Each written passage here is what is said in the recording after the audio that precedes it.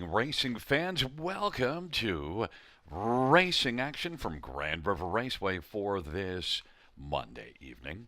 Our first race will go to post in approximately 20 minutes.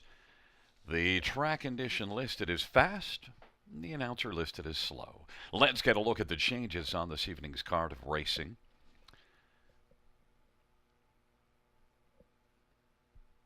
Note there are no changes. Race number 1.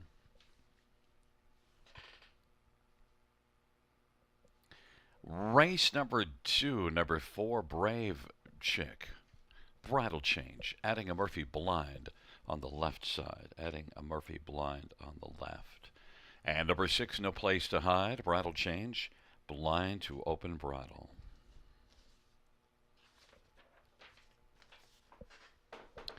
Races 3, 4, and 5 have no changes. No changes. Races 3, 4, and 5.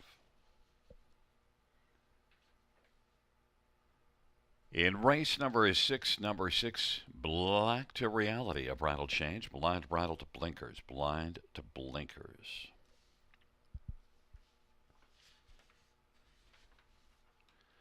Races 7 through 9 have no changes. No changes. Races 7 through 9.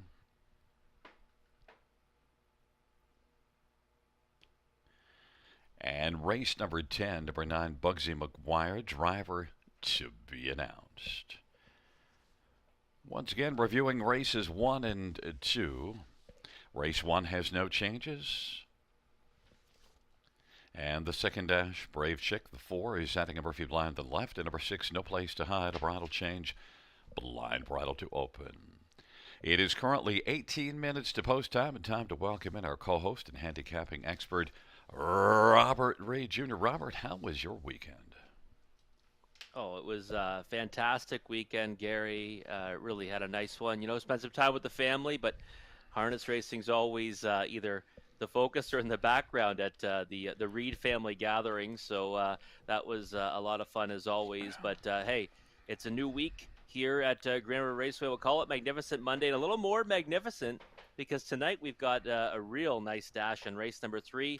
OSS Gold for 3-year-old trotting colts and geldings, and it's a supersized version of it too because the purse nearly $160,000 because there's just one division. So these horses, there's a field of 8 going for all the marbles for this leg of the OSS Golds, and we've got a couple of horses coming back north of the border after trying their luck in the Hambletonian. That's the 6 Ghostly Casper. He actually made the final, got kind of a torturous trip really in the final of the Hambo, and Tuscan Prince, who had no racing luck really late in the mile in his elimination for the Hambo. So I'm really excited to see those two and the whole field. Really, it's a solid field top to bottom of 8 trotters in race number 3 tonight, and of course those big races bring out the big drivers as well. So it's going to be a real nice evening of racing. Got a couple of top condition classes, both in the pace and trot in the second half of the card. Almost playing out like preferred ranks. And of course, we got our guaranteed multi-leg wagers throughout the evening. Chad Rosema, our raceway manager, put out on Twitter again to respond who you like tonight so we can discuss in the broadcast. Had a lot of fun with that on Friday night. I think our viewers went 3 for 4 too, so they were red hot. Hopefully we'll get some winners there as well tonight, and we'll have some fun again on the broadcast with who you like at home this evening. But well, 16 minutes to post right now. As always, we'll come back about 8 minutes to post. Take a closer look at the early pick 5 that has that guaranteed pool of $5,000 and low takeout, 15%.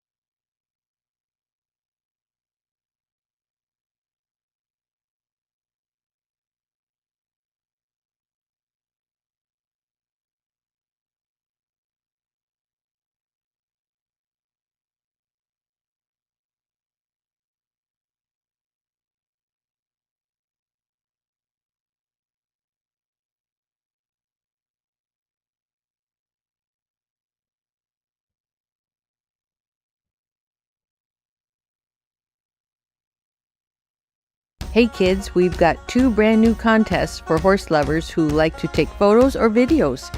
If you are in grades 5 to 8 as of June 1st, enter the Youth Photo Derby and the Youth Video Derby with your photos and videos of standardbreds. You could win up to $250. The deadline for both contests is August 31st. Whether it's the thrill of horses, crossing the finish line, the joy of the winner's circle, or even horses in the field, as long as it's got a standardbred team, that's what we're looking for. Check out our website for more details, bgracingalliance.ca.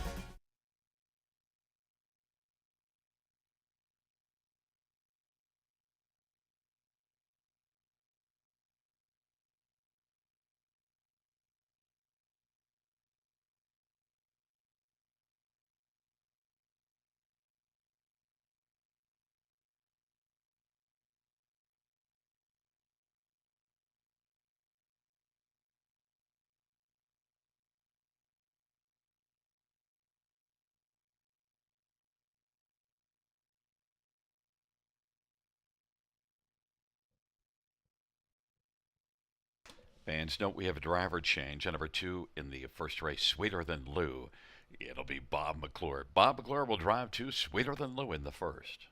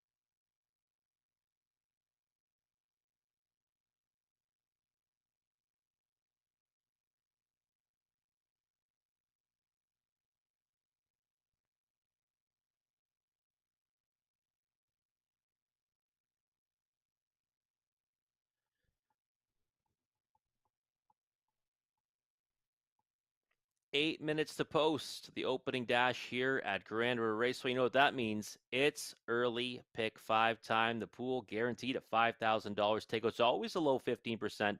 And right smack dab in the middle of this sequence, we're going to have that OSS Gold division.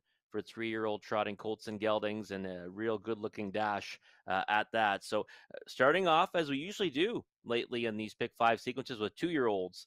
This time it's of the filly variety on the pace. And look at that, no singles for yours truly tonight. Yikes. I don't like doing that. You guys know that. I don't like constructing my tickets without a single, but I did it tonight. $14.40 too. We broke the bank going into the weekend. Now we're doing it coming out of the weekend.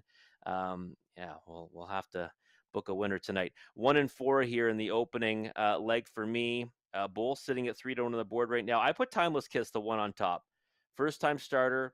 Was intrigued by that qualifier. I watched it back a few times. Said, you know what, there might be something more here with this filly. And I said, you know what, I'm going to put her on top and hope for the best. But 1 and 4 for me in the opening leg. Then the 1, 2, and 3 in race number 2. I think those are gonna, we got some speed from post 2 with Roll on my way. Easy, but I'm not cheap. I thought was one that has progressed nicely in her latest effort. And Sweet Molly getting back to the river where she was a winner. It's 3 back now. I think is one you want to have in your ticket. Race 3, that's that OSS Gold, and it's a real nice looking group of 3-year-old trotters. I'm going with the 2 horses that are returning from the Meadowlands. That's the 6 Ghostly Casper and the 7 Tuscan Prince. Ghostly Casper last time, real just nightmarish trip really in the final of the Hambo. And Tuscan Prince, I think he would have maybe made some noise in that final if he had got some room in his elimination, where he had to settle for 6th and missed out on going to the big dance. So those 2 for me in race 3. Race 4, the 1, 3, and 4 in there. Thought that looks like an interesting race for Philly Mares. Non-winners of 1. Geminar was a winner last time. I think this group's a little bit tougher.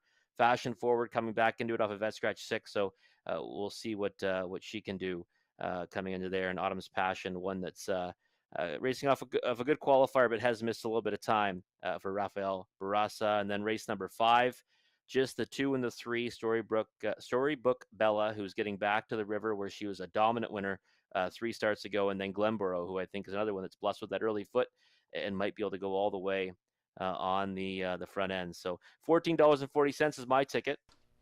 Let's see what Gary Guy has in store for us tonight. Well, I didn't spend as much money because, just, hey, half the money. Maybe we can get it with half the money. Well, right away. How about singles there, Rob? And first race, number 4, State of Affairs. So there's my single in the first race. But State of Affairs is not a slam dunk. There are some positives, but there are some negatives. So it's a bit risky going alone, but what the heck. In race number 2, we see that race the same. We have the inside 3.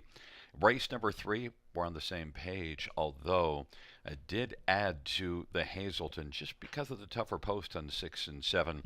And maybe the Hazelton is one that could get something done with the easier post. Has gate speed, Bob McClure. Race number 4, singling up on the 6 horse, Miss Do Right, which means we have 0 combinations in common. You left that one right off your top 4, I noticed on your selection, so there's a difference of opinion. And in race number 5, I do have the 2 and 3 as my top couple in that race, but I added the 1 Duchess of Brant and 7 Steel Beauty because I kind of think it might be a wide open dash. And with 2 singles, I could fan out a little bit there. Could have fanned out a lot more and spent still less than you did, Rob. But a couple of singles races, 1 and 4. There you go, half the price for Gary Guy and his ticket, and he made it easy on me tonight for the math. 0 combos for us both to be winners. There's Conley's ticket. He's going 3, 4, 6 here in the opener, so he doesn't have the first time starter that I have on top. It's the 1 Timeless Kiss, but he does have, I think the main players, if you don't like that one. 1 and 3 in race 2, so similar to what I have there. Race 3, he's with Gary. He's adding in the Hazelton. I just was a little bit disappointed with the way that he raced at the final of the Dream of Glory, but he does have that inside post. He's got a speed to work with, which that might give him a big edge over the 2 that I'm using, the 6 and 7. But obviously Conley's got those ones on his ticket as well. Race 4, we're in alignment. He's got the 1 and 3. And then in race 5, he's going 2 and 6. So he is using the 2 Storybook Bella, who I think you have to have in the ticket after how good she was last time here.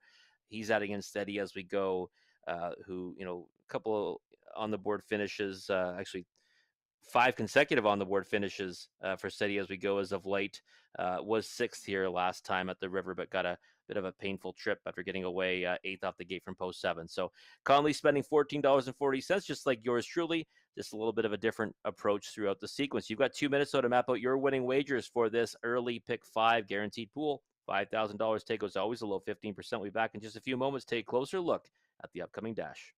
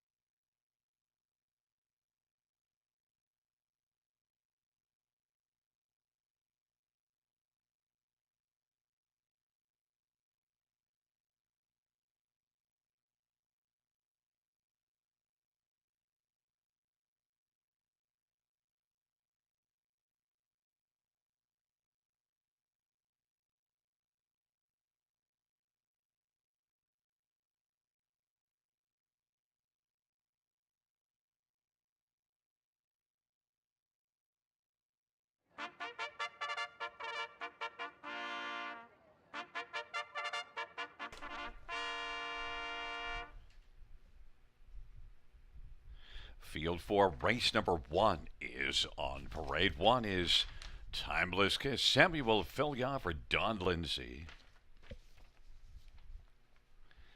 Number 2 is Sweeter Than Lou. Bob Clear for Sean Stacy and Diane Bertrand and Robert Gillespie and Mark Stacy. And number 3 is Maternal Instinct. Brett Madonna for Shane Barrington and Aaron Waxman and David Jarvis. 4 is State of Affairs. Paul McKenzie for Dr. Ian Moore and Let It Ride Stables and Bottom Line Racing. And race number 5, JoJo's Fire. Sylvain Lacaille for Kelly Levi Lacaille and Largo Incorporated. And number 6, Better Drive. Louis Bois for Rennie Barassa and Gilles Cowette and Marc Gelinas. It's a field of 6 for race number 1. Let's get a look at some of the main players in here. And right away, we're going to go to 1 Timeless Kiss. And, well, Rob, I don't have Timeless Kiss in my top 4, and neither does Ken Middleton. But all the way up for your top 1, Samuel Fillion driving.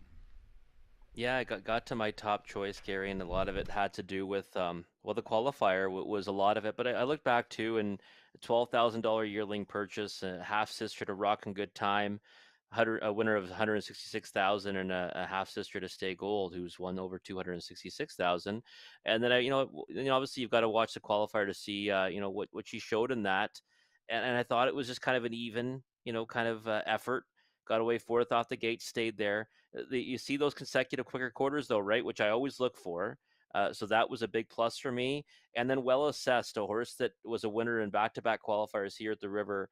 He was a winner over the weekend at Leamington. So I thought that, you know what? I'll put her on top. I'll give her a whirl here. She might still need a start of experience, maybe a couple starts, to kind of get some education under her belt. But pole position against a group that, I think there's a couple of question marks here and there.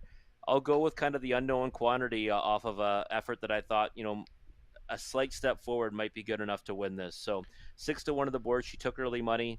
I'm happy to be there. Look for a price to kick off the card. I like that idea because for State of Affairs, I thought would be the favorite. It is my top pick, but there are some questions. There are some positives, but there are some questions too.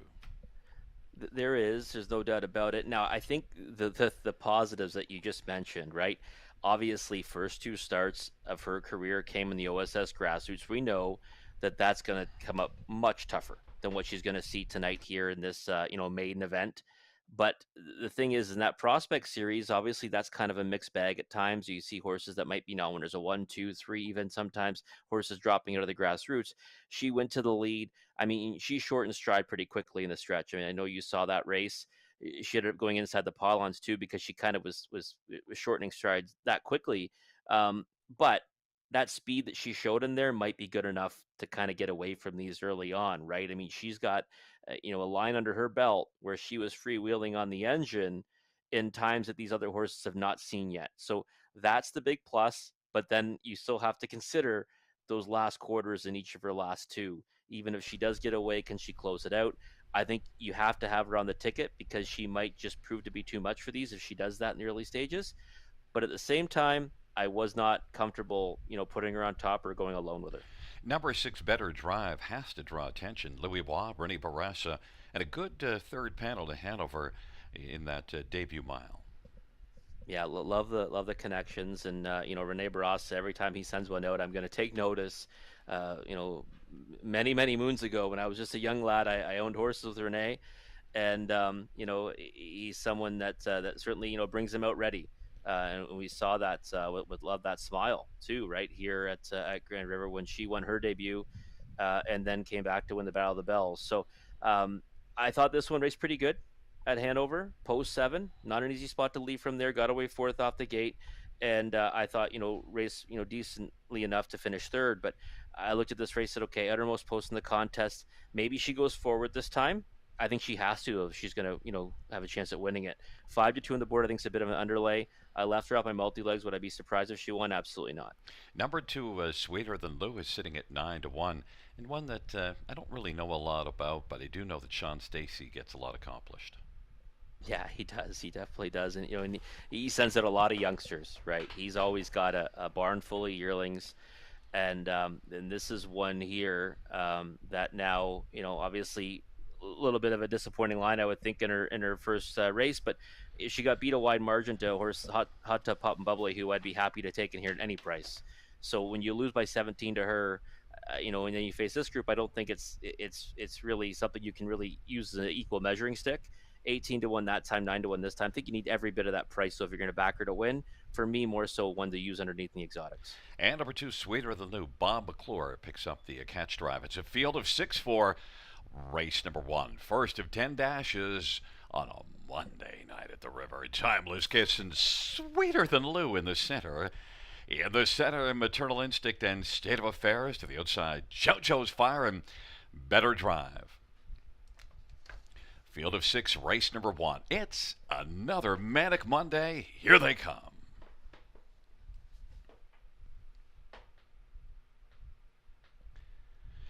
And the field of 4, race number 1, is at the start of the rough. State of Affairs are going to burst out with Sweeter Than Lou and Maternal Instinct and Timeless Kiss. Then JoJo's Fire and Better Drive. It is State of Affairs who's come out quickly, and State of Affairs is going to state her case very quickly early in this mile. And then Maternal Instinct is racing second, Sweeter Than Lou third, Timeless Kiss is racing fourth, then JoJo's Fire and Better Drive. State of Affairs has got the lead, Sweeter Than Lou now racing second. In behind State of Affairs, the 6-5 betting favorite. Sweeter Than Lou is second, Maternal Instinct is third. Timeless Kiss is racing fourth, 29-3 the opening quarter. Trailing pair, JoJo's Fire and Better Drive, and State of Affairs now will look for his second panel breather and is on top, a length and 3/4. Sweeter Than Lou is keeping a close watch on State of Affairs, though. Then it's a gap of about 5 or 6 lengths back to Maternal Instinct, and then Timeless Kiss. On past the half they go.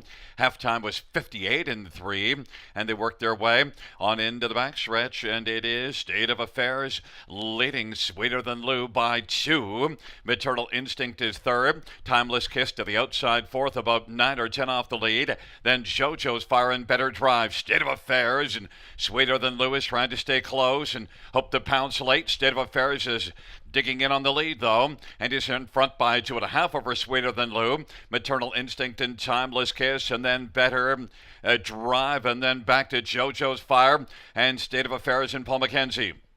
Sweeter Than Lou is inching closer as they work to the top of the stretch off 3/4, 128 and 3. State of Affairs, Sweeter Than Lou to the outside. State of Affairs is getting submerging, and Sweeter Than Lou is coming as they come on down the stretch drive. State of Affairs, and on the outside, Sweeter Than Lou. Sweeter Than Lou at 11 to 1 is going to win. State of Affairs second, Maternal Instinct third, and Better Drive was fourth. 159 flat. We get a price to kick off the pick five. Robert. We sure do, Gary. And you know what? I was hoping to have the horse that might kind of be sitting, stalking this one, right? We know this one. The pace setter was going to the front. There was no doubt about that. State of Affairs last time flashed that kind of speed, gets leg weary late, and of course, what a move early in the mile, right, by Bob McClure. And you mentioned that too. That that's obviously something to take notice of, right, Bob? Doesn't drive here on a regular basis. He plies his trade at Mohawk Park. He's certainly no stranger to the winner's circle here at the river, but he made a nice move to kind of get around from the 3-hole. He saw the 2-hole opened up pretty wide there. He goes, I'll take that. Steps around the horse that was sitting in the pocket to get right behind this pace setter who, again, he probably did his homework and he knew this one gets a little bit soft late in the mile, and it was just there to pounce. So in a race where I was hoping to kind of have the one that might be able to do that, Timeless Kiss, I mean, one that, might still, progress as she gets some experience under her belt. She didn't have it tonight. Even when she moved to the outside, she kind of lost the position after that. And Bob must have had a pretty confident feeling warming this one up that I better stay up close because I think I'm good enough to get the job done. Yeah, I think so. I mean, he put the horse in a good spot. Like you mentioned it, right? But before the race went postward, you said, Sean Stacy, he gets a lot out of his horses, and he sure does. And this is one that, showed a significant improvement, and that we can see that with 2-year-olds, right? We can see them take a big step forward from one start to the next. Last start was July 24th. There's been some time between efforts, and she's taken a big step forward. She dropped 2 seconds, and now she's a winner. So Sweeter Than Lou, nice effort, and 11 to 1 too. That's a big start, right? To this big start to this pick five. I mean, that's going to put a lot of tickets on the floor, Gary. Well, we had 0 combinations together, but it didn't matter because all of those combinations are in the tank. Yeah. Well, It's a 2-4-3-6 top 4, and coming back in front of us, number 2, Sweeter Than Lou, a 2-year-old sweet Lou Brown filly, owned by Diane Bertrand and Robert Gillespie and Mark Stacy. Sean Stacy, the trainer, the winning drive to prime time. Bob McClure, first win for Sweeter Than Lou, 159 flat.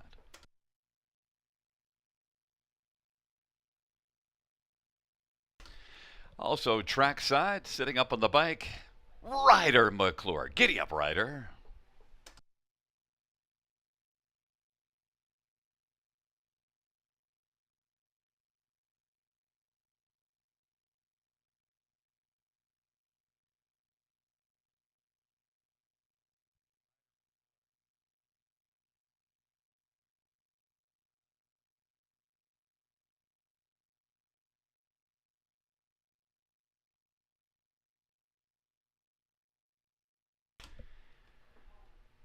The first race payouts to Sweeter Than Lou, $24, $7.60, and $5. And for State of Affairs, $310, $283. Maternal Instinct, $430. $2 exactor, $63.10. Dollar try, $70.40. Dollar superfecta, $120.90.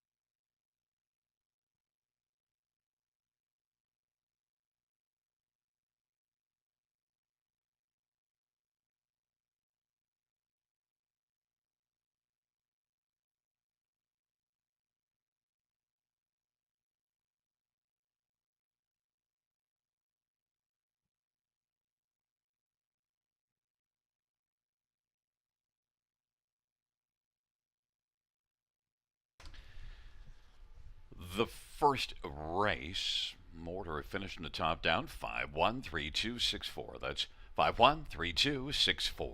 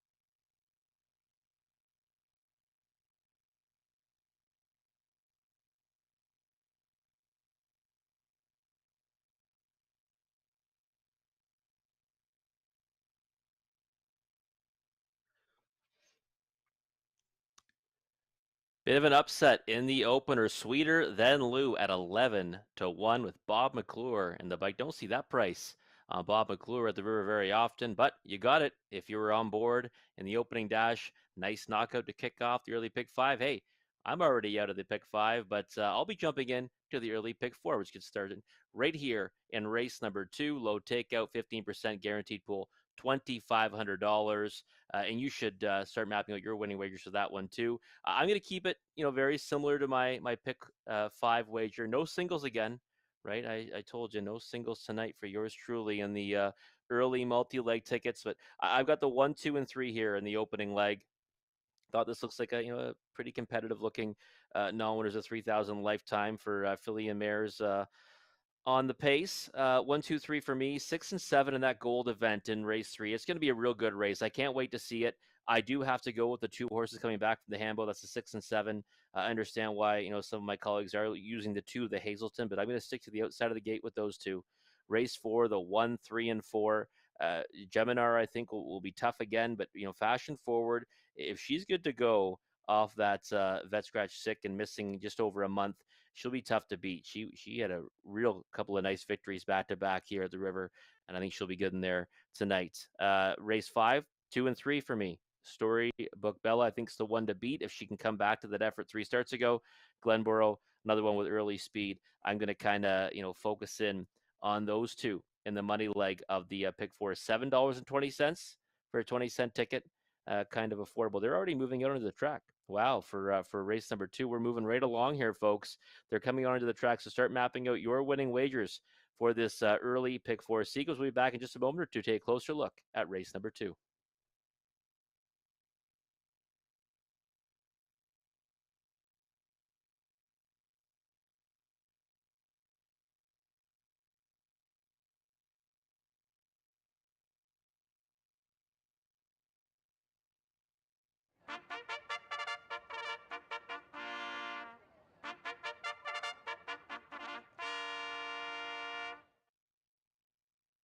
Field for the second on parade 1, Sweet Molly, Jason Ryan for Marie-Helene DuPont.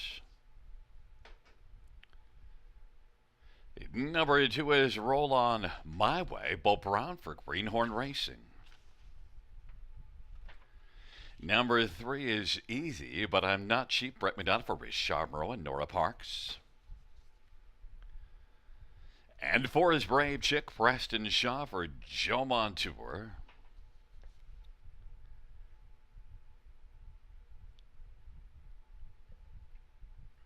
5 is Shea Silster, Todd Ratchford, driving and training and owning. Number 6, No Place to Hide, Samuel Fillion for Ashley Lenvoy. And Thomas Knight, it's a field of 6, race number 2. Well, let's get a look at some of the main players in this dash, and Well, we need to look at the ones on the inside because, as the tote board suggests, that's where the likely winner's coming from. And number 3, Easy, but I'm not cheap, is your top pick and mine, Rob. Yeah, I thought that easy, but I'm not cheap. Kind of progressed nicely last time at Georgian Down. Still finished third, overland for part of the mile before fading back. You beat 7 lengths. But if you remember, Gary, 2 starts back, post 7 here at the river. I thought was going to try to leave out of there. Made a break in the early stages in a race that was dominated by Zeb's Breaking Dawn. Before that, too, taking money didn't really show much. So I think that this is kind of go time for her now. Good post to work from against a group that she should be able to get the better of if she can, bring her best. Now going to be the 5th start out of the barn of top trainer Richard Moreau, and I'm just expecting to see good things from her. 3-1, I think is a good price. Would be surprised if it stays at that come post time. I thought she'd be more in the neighborhood of 2-1. I think it might stay up. I'll tell you why. My theory is the 2 rolling my way is going to get bet more than she deserves because people are going to look at that July 1st line. And if you look further on the left and you see the race, it says the race went to 3/4 in 130 and the mile in 156. I'm doubting that, and that's why then it shows Roll on My Way came home in 26 and 3. I just don't think Maidens, the 2-year-old, came home in 26. Possible, very possible. I didn't clock it, so I know I watch a lot of tracks, but I didn't clock that one. But I get your points with that, no doubt about it. Listen, the win was a good one.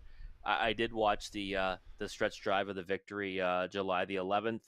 Thought it was pretty well in hand. 28 seconds on the end of it, and then last time I thought it was a good second. Now, obviously, now she's relocated north of the border. She hasn't raced in nearly a month. She's going to race for Bo Brown, who, I mean, I think, she's got a huge chance in here, no doubt about it. But I do think you're right. I think that even just overall, we like to, or most people will gravitate towards fast times, right? I don't. I'll always say it. I don't think time really matters. It does, obviously, but it doesn't matter as much as people, will put into it when they're doing their handicapping or their wagers. And certainly, I think it creates underlays on the odds board. So I thought she would be an underlay in here. And at 3-2, she's that. But if she won, I would not be surprised. The efforts were good, and I think Bo Brown's going to probably want to put her, on her lead tonight. I'll tell you who I wouldn't be surprised if she won is One Sweet Molly because, well, she's already won here and she's 1 in 58.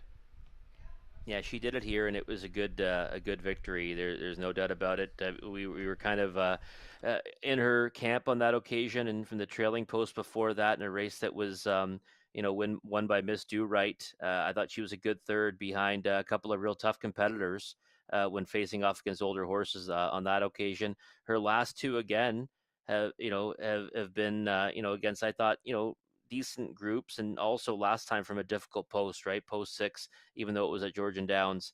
The 2 back was kind of, one where she got beat by a wide margin, but she never really got put into play. I think from the rail tonight against this group, she will get put into play again. It's obviously a softer group, and back in the class that she was third on July the 10th. So I thought she's got a chance. And I think that one that you can't really ignore in here, 3-1, I would say that's probably the threshold for me. I wouldn't go any lower than that. Number 4, Brave Chick, you used as your 4th choice. Equipment change, adding a Murphy blind on the left side, but right now for me it's a bit hidden. I'm not seeing it, but you've seen something there. Yeah, it's one of those ones where I didn't mind, a couple of things I saw. And last time I thought the effort really wasn't, as bad as it might look on paper. She was one day, I told Randy Waples on Industry Day, I thought that, maybe she had a bit of a chance, but trailing post, she got away 7th off the gate. She made up a couple of spots, but she took a lot of money July 16th. At Clinton, and then even before that too, she did at Hiawatha. So when horses take that kind of money, in those races, usually I'll look at them at a bigger price later on. And she's got some siblings that have made some good money. Laura's Love, winner of almost $500,000, and Brave World, winner of almost $460,000. So she's what I'm going to be keenly watching again. Wouldn't leave her off the bottom end of the exotics. And I saw the double unders paying over $1,000. So it'd be interesting if she ever could find a way to win this race. I went to No Place to Hide on the bottom. Equipment change, blind to open bridle. Already has 4 third-place finishes and 5 starts, but is getting bet down to 5-2. Field for race number 2, taking up their position, Sweet Molly and Roll On My Way on the inside. In the center, Easy, but I'm not cheap, Brave Chick. To the outside, Shea Sealster in No Place to Hide. Field of 6, second dash. Here they come.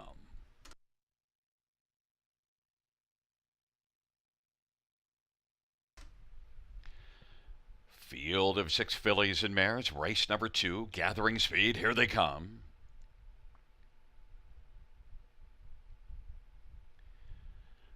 They're at the start of the rough. Sweet Molly rolling my way. No Place to Hide. Shea Sealster, Easy But I'm Not Cheap, and Brave Chick. And the field works around the turn. Sweet Molly dueling with Roll On My Way. And Roll On My Way wants to roll on and get the front. Sweet Molly is second. No Place to Hide is racing on the outside and now is working up and wanting to get over to the pylons third, and will do so in front of Easy But I'm Not Cheap. And then Shea Sealster and Brave Chick is trailing to field. Roll On My Way, 3-2 on the board, has the lead past the opening quarter.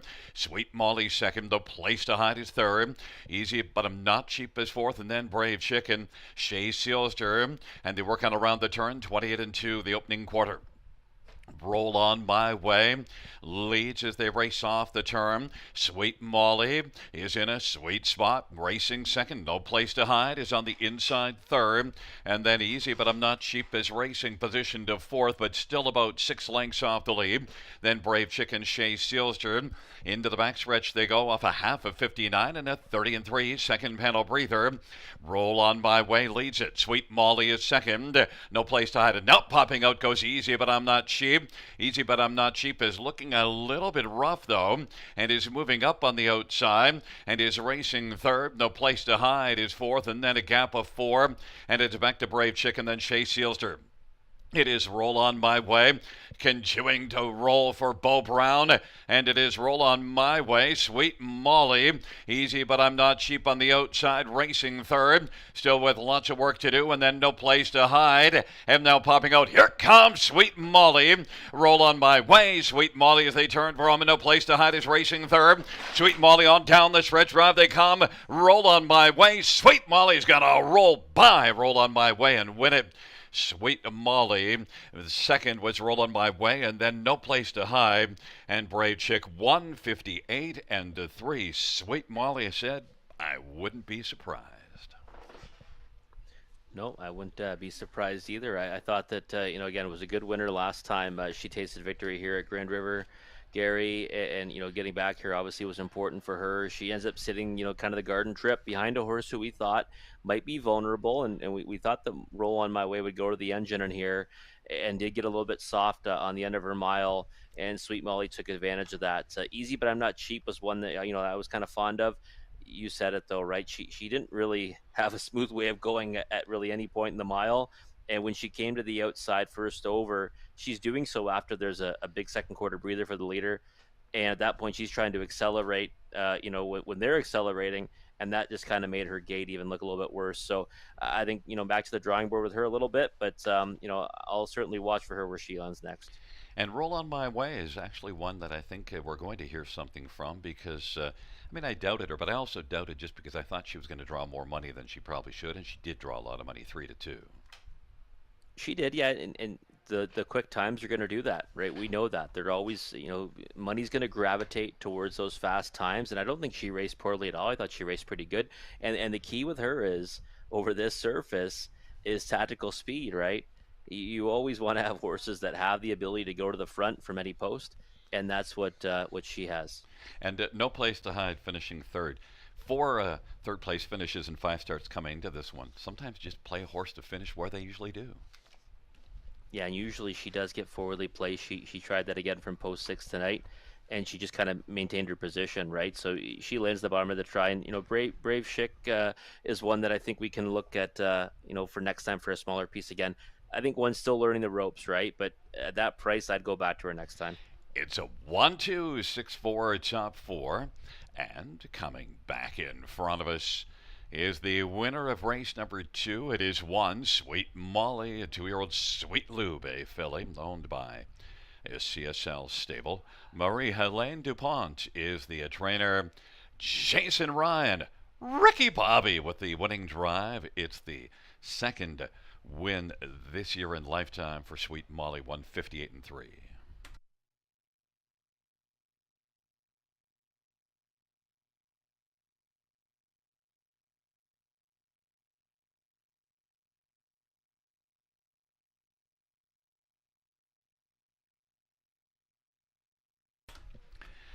The second race payouts: one Sweet Molly, 540, 280, 220. Two Roll on My Way, 270, 260, and six No Place to Hide, 250. $2 double, well, forget that for now. $2 exactor, 1260. Dollar try, 1665. Dollar super, $74. And the double of 2 and 1, 109.10.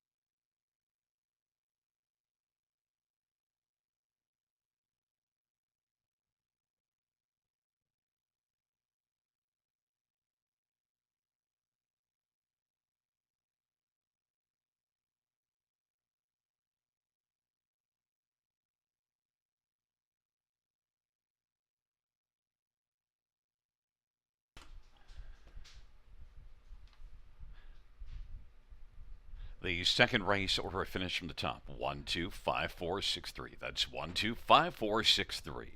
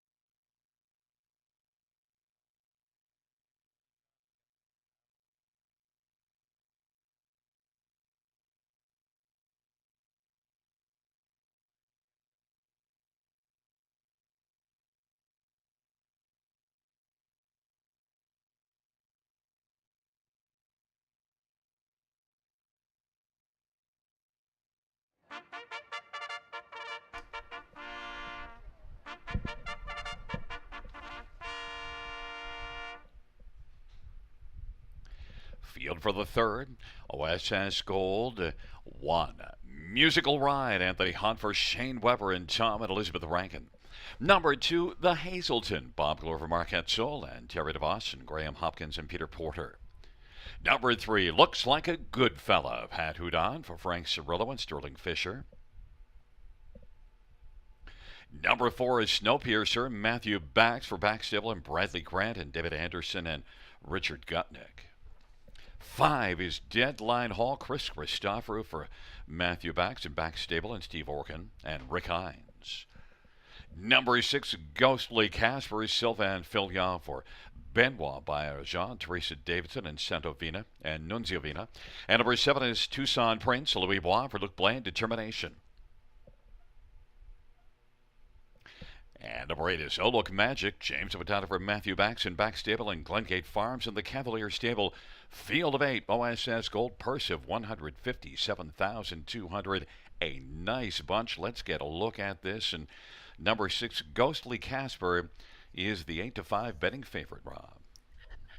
Yeah, it is a great bunch here, Gary. And firstly, Chad Roseman put out the question of who our viewers like. Well, we've got Edison Hatter from In the Money Media in the house tonight at Grand River, as well as Garnet Barnsdale and Ace Barnsdale. Garnet's pretty much handicaps probably more tracks than I do, so they're in the house tonight. And Edison said this was his selection of the night, the horse he liked the most, the 6 Ghostly Casper, and I agree. Last time in the Hambo, let me tell you, I actually bet this horse in that race, and right off the gate, some excitement briefly from post 9 going forward. Then he ends up stacked up, 3 wide to the opening turn. Doesn't really indicate that in the line, but he was. And then he got pulled back to 10th basically after that wasn't going to work out. So he tried to leave early and then basically was put on hold to go back to 10th. And at that point, his race is pretty much over as a horse that I actually thought had a big shot to win it all in there. I think he looks fantastic on the track right now, scoring down. He has raced on a half once before. He made a break at Flamborough Downs last season, but I think he's a lot more slick gated now. So I like his chances here tonight. And number 7, Tucson Prince, is one that was in the Hambo Elim, and pretty decent mile, 51-4. Yeah, it's Tuscan Prince. I know you like it when I give you the right name, Thank so you. I'll give it to you. It's Tuscan Prince, but he so that Hambo elimination, was one that the line. What do you make of it? I'll tell you, he looked like he had an absolute ton.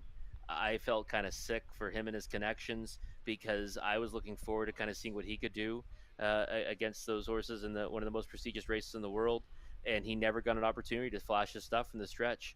He was completely cemented in, and you can see he trotted a 151-4 and really just missed out on the final, and I thought he had all kinds. So he's an overlay right now at 7-2. He's probably got more tactical speed than Ghostly Casper, but you've got a horse straight to his inside that I think has to show a little bit of foot off the gate tonight. And if that happens, I think it might put him in a rough spot. But I do think they're the best 2 in the race. But of course, they've drawn 6 and 7. Yeah, and then the one that benefits with the post draw is number 2, the Hazelton, and also a 10-time winner. Yeah, he's a horse, a win machine. Now, a lot of those victories have been coming at the OSS grassroots or against softer competition in general. Could not have been an easier winner in the Dream of Glory elimination on July 29th, but then just didn't look himself at any point in the mile in the final in a race for the Great Reset, who we've been fond of here at the River. Just ran them off their feet on the engine. He got within just over a length of that one, but never looked himself really. And Bob McClure drove to victory on the Hambo card on early that day with Sylvia Hanover, and then made the trip back to drive in the Dream of Glory final. And that's how much he liked Hazelton. Obviously wanted to be there for it. That's a race that means a lot to him, and ended up having to settle for third. So we know that Hazelton's a good horse, no doubt about it. Like you said, he's a win machine.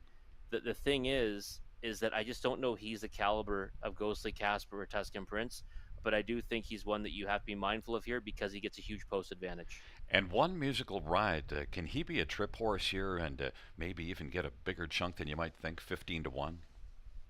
Yeah, I wanted to think so, right? We always look at that pole position, and say, you know what, tactical speed from there, you can sit a trip and get a piece of it. I think bottom end of the try and super for him. His last effort on OSS Gold, he made up a lot of ground and ended up getting a check at 77-1. I think that, obviously last time getting beat by Lucy Who, isn't really, an endorsement to say he can win at the gold level, but I think he can get a piece of it, especially from that inside spot with the tactical speed that he possesses. Rob, the 2, 6, and 7 are drawing the most money. There's a look at for Snowpiercer right now, who's sitting at 20-1. But also, Oh Look Magic is the one that I used on the bottom. But they are getting in behind the gate for the OSS Gold, a field of 8s. And right now, 6 Ghostly Casper. Scary price, 4 to 5 is pretty low. It's Musical Ride, the Hazelton, and looks like a good fella on the inside. In the center, Snowpiercer and Deadline Hall. To the outside, Ghostly Casper and Tuscan Prince and Oh Look Magic. It's a field of 8, race number 3. It's post time. OSS Gold for 3-year-old trotting colts and geldings.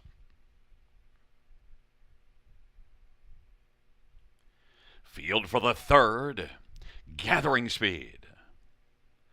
They're at the start and they're off. And Deadline Hall will leave out well. Also, Ghostly Casper, Tuscan Prince, and getting out Looks Like a Good Fella. Then on the inside, Musical Ride in the Hazelton. And off stride, Deadline Hall. Looks Like a Good Fella has got the lead. Tuscan Prince has broken stride as well. And Looks Like a Good Fella has got the lead as they race into the backstretch. And Ghostly Casper continues to drive on the outside. And racing 3rd, the Hazelton. Musical Ride is 4th, and now Ghostly Casper is coming on and is going to clear to the lead. 28-1 the opening quarter, and Looks Like a Good Fella is racing the pocket. And then position 3rd is the Hazelton, and Musical Ride is racing 4th, and then Snowpiercer and Oh Look Magic as they race their way off the turn. It off stride goes Looks Like a Good Fella, and now Ghostly Casper has a comfortable lead of about 3 as they come up to the half. The Hazelton, though, inherited 2nd, and then Musical Ride and Snowpiercer, and then Oh Look Magic. 56-4 halftime, a 28-3 second panel. Off that 28-1 opening quarter, and they work their way into the backstretch. Ghostly Casper, the Hazelton, trying to measure that one, and Musical Ride is on the inside 3rd. Then Oh Look Magic and Snowpiercer, and Tuscan Prince is racing 6th, and they head on to 3/4. And Ghostly Casper looks scary good right now and leads by 2 1/4, and they roll by 3/4 in 1:26. The Hazelton is 2nd, 2 lengths back, trying to chip away. Oh Look Magic now comes on and takes 3rd, and Musical Ride is 4th. They turn for home, and Ghostly Casper and Sylvain Filia in the OSS Gold on down the stretch drive and widens out the margin. Now it's just a race against the clock as the Hazelton is going to finish 2nd. Oh Look Magic 3rd, and Musical Ride is 4th. It's Ghostly Casper in 1:54-4. A dominating effort, Rob, for number 6, Ghostly Casper. Yeah, it really was, and he, what I loved about him there too is that he left just enough where Tuscan Prince wasn't able to really try to come around him early on when he was trying to leave, and then it was kind of like a delayed moving leave for Ghostly Casper, and just a dominant victory on the engine. And this is a horse that when you think a horse can win the Hambo, and you're backing a horse to win the Hambo, you kind of almost have to jump on their bandwagon again when they come back to the OSS. And the thing is too is that in the Hambo he tried to leave hard, then got taken back. Today he just kept driving to the lead, and he shredded stuff on the engine. And I thought, someone today was telling me, he's going to be coming from too far out of it. I said, no. The game plan with this horse today is going to be on the point. It has to be, and he has enough foot to do so. And that's exactly what he did. Yeah, and kind of a shame for Pat Hudon because was going to get a good trip, but his horse looked a little too fired up and didn't want to be sitting in the pocket, which would have been a great spot. Yeah, exactly, and it was kind of unfortunate to see that one end up jumping it off. And Gary, this is he just went out there and shattered the track record too, right? The track record for the 3-year-old colts was 156-3. So for a colt, 154-4 now. That's lowers it significantly. Well, I always consider colts and geldings as one, but we'll leave that argument for another day. 6-2-8-1 is the top 4. Oh Look Magic picks up 3rd at 25-1, and one Musical Ride at 25-1 also getting on to the ticket. Number 6, Ghostly Casper, Back in front of us, the winner of the OSS Gold at 3-year-old Resolve Bay Colt, owned by Benoit Badaja, Teresa Davidson, and Santovina Nunziovina. Benoit Badaja is the trainer. Sylvain Filion, the winning driver, third win this year, third lifetime. Ghostly Casper, 154 and 4.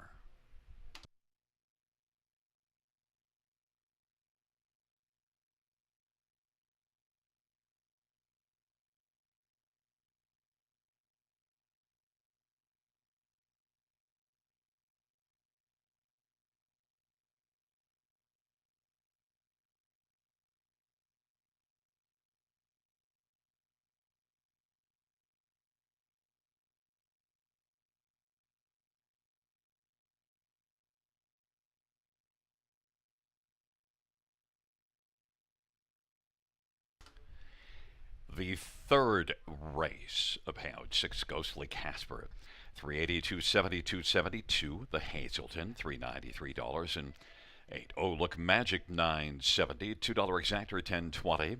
Dollar try 53.25. Dollar super 388.40.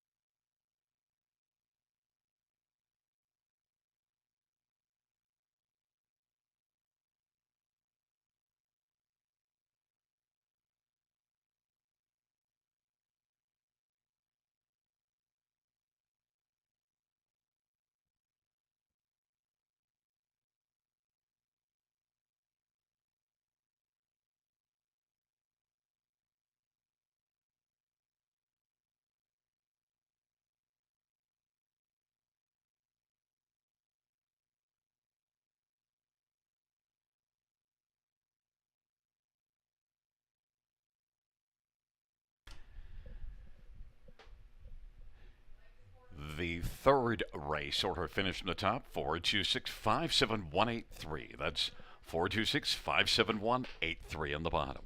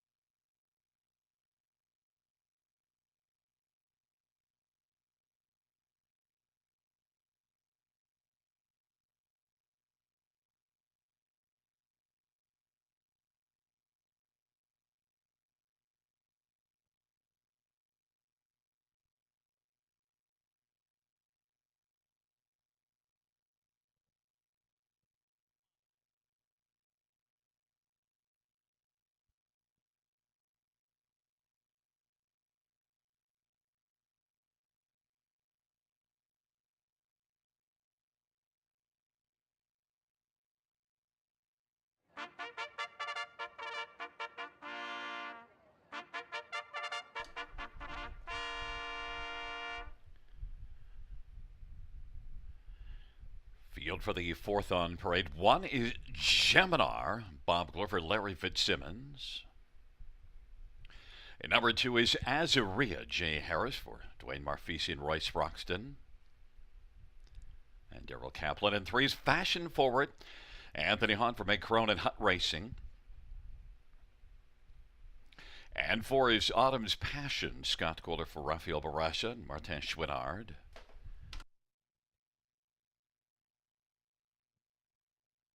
Five is Larjon Lightspeed, Lauren House for Larry Lane.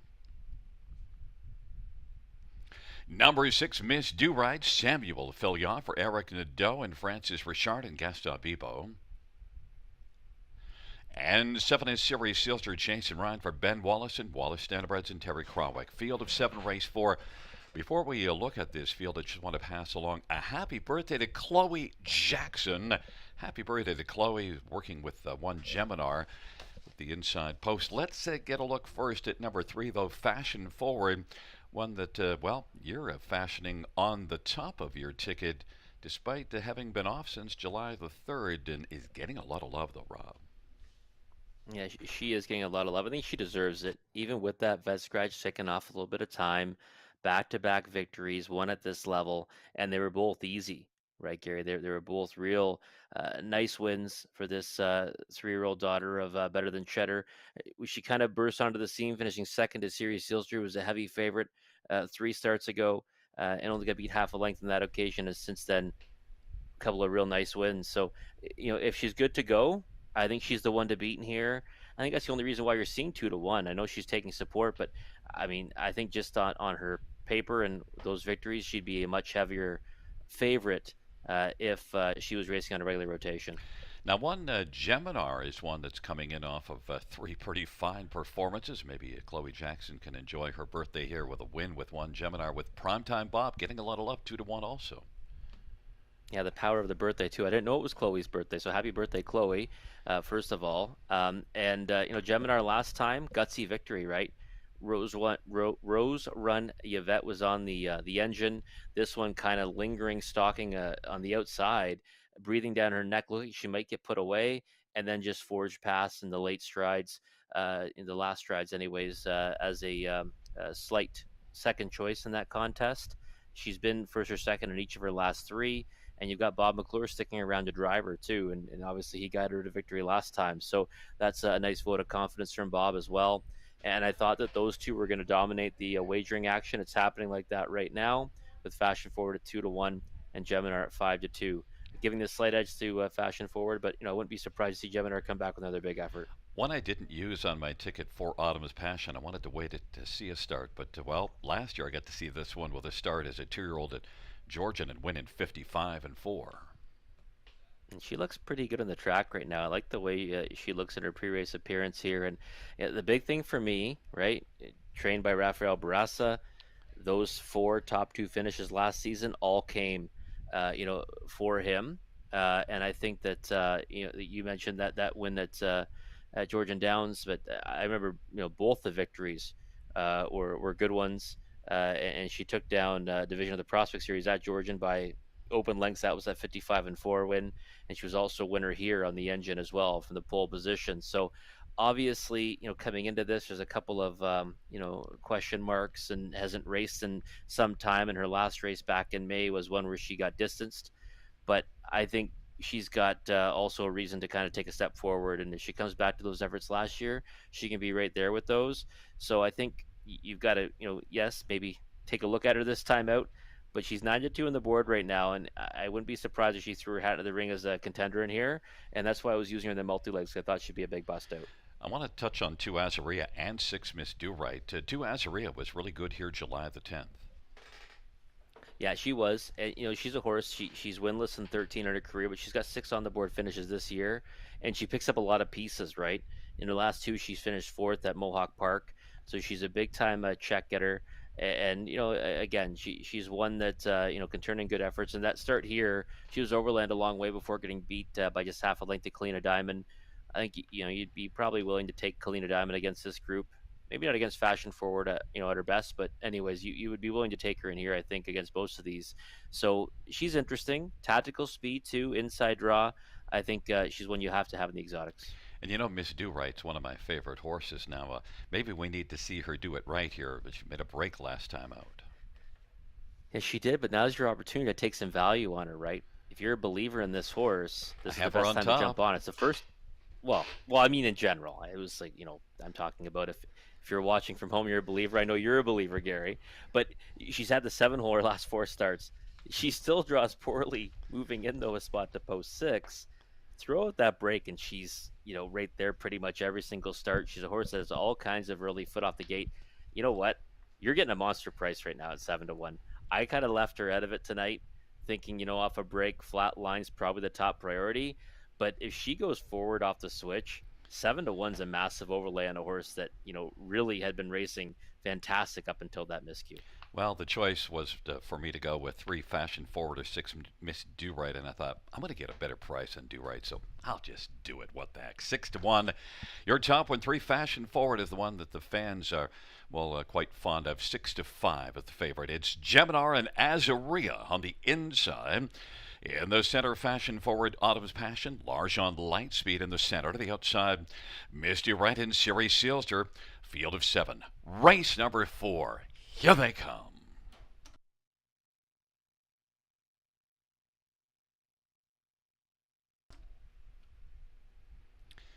Field of 7 for the 4th race. There at the start of the rough, and Misty Right's going to blast out with Fashion Forward as Rhea, Geminar, and Autumn's Passion, but Miss Do Right is doing it quickly into the first turn, and Fashion Forward blew the turn. They race their way into the backstretch, and it is Miss Do Right who's doing the lead now.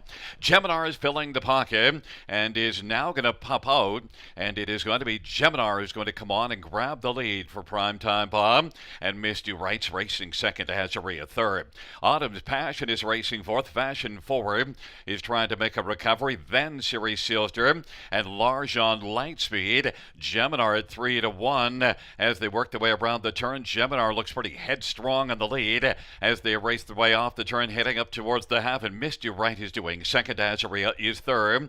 Autumn's Passion's racing fourth, and then Fashion Forward is racing fifth now. Then it is back to Series Sealster and Largent Lightspeed. Geminar with the lead. Halftime 56-2.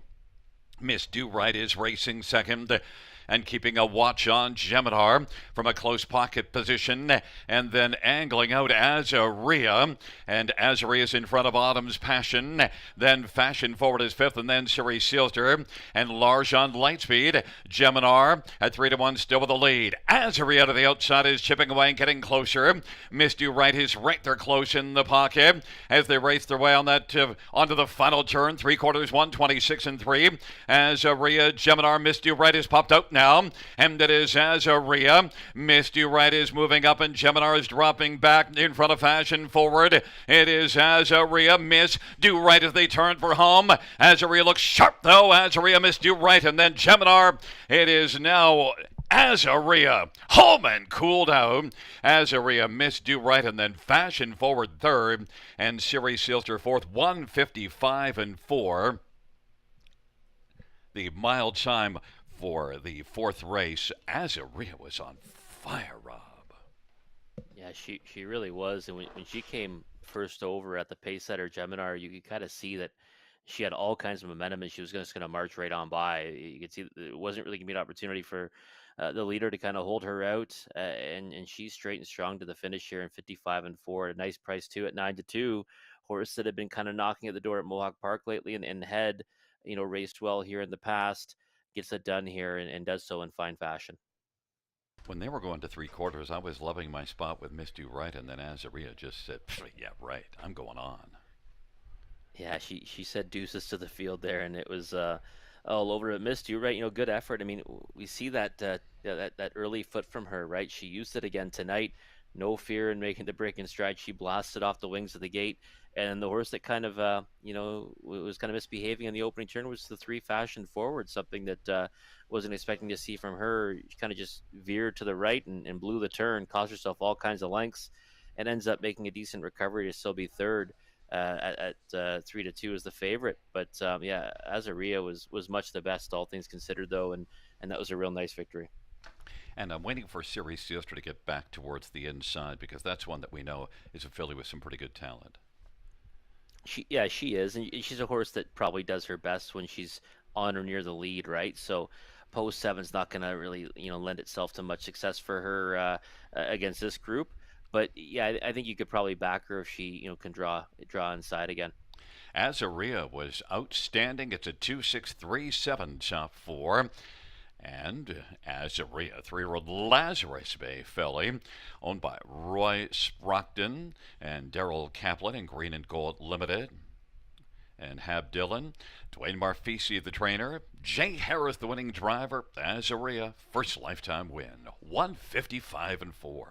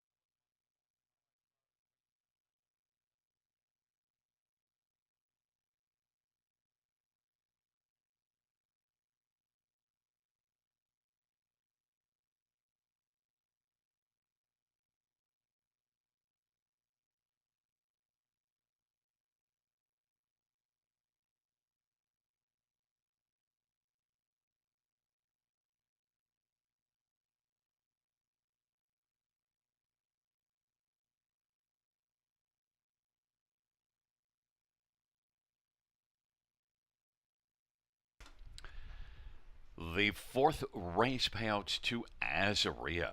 11:30, 5:43, 10, 6 Miss Do Right, 650 and 350 and 3 Fashion Forward 270. $2 exactors 66.50. Dollar try 110.60. Dollar super 275.50.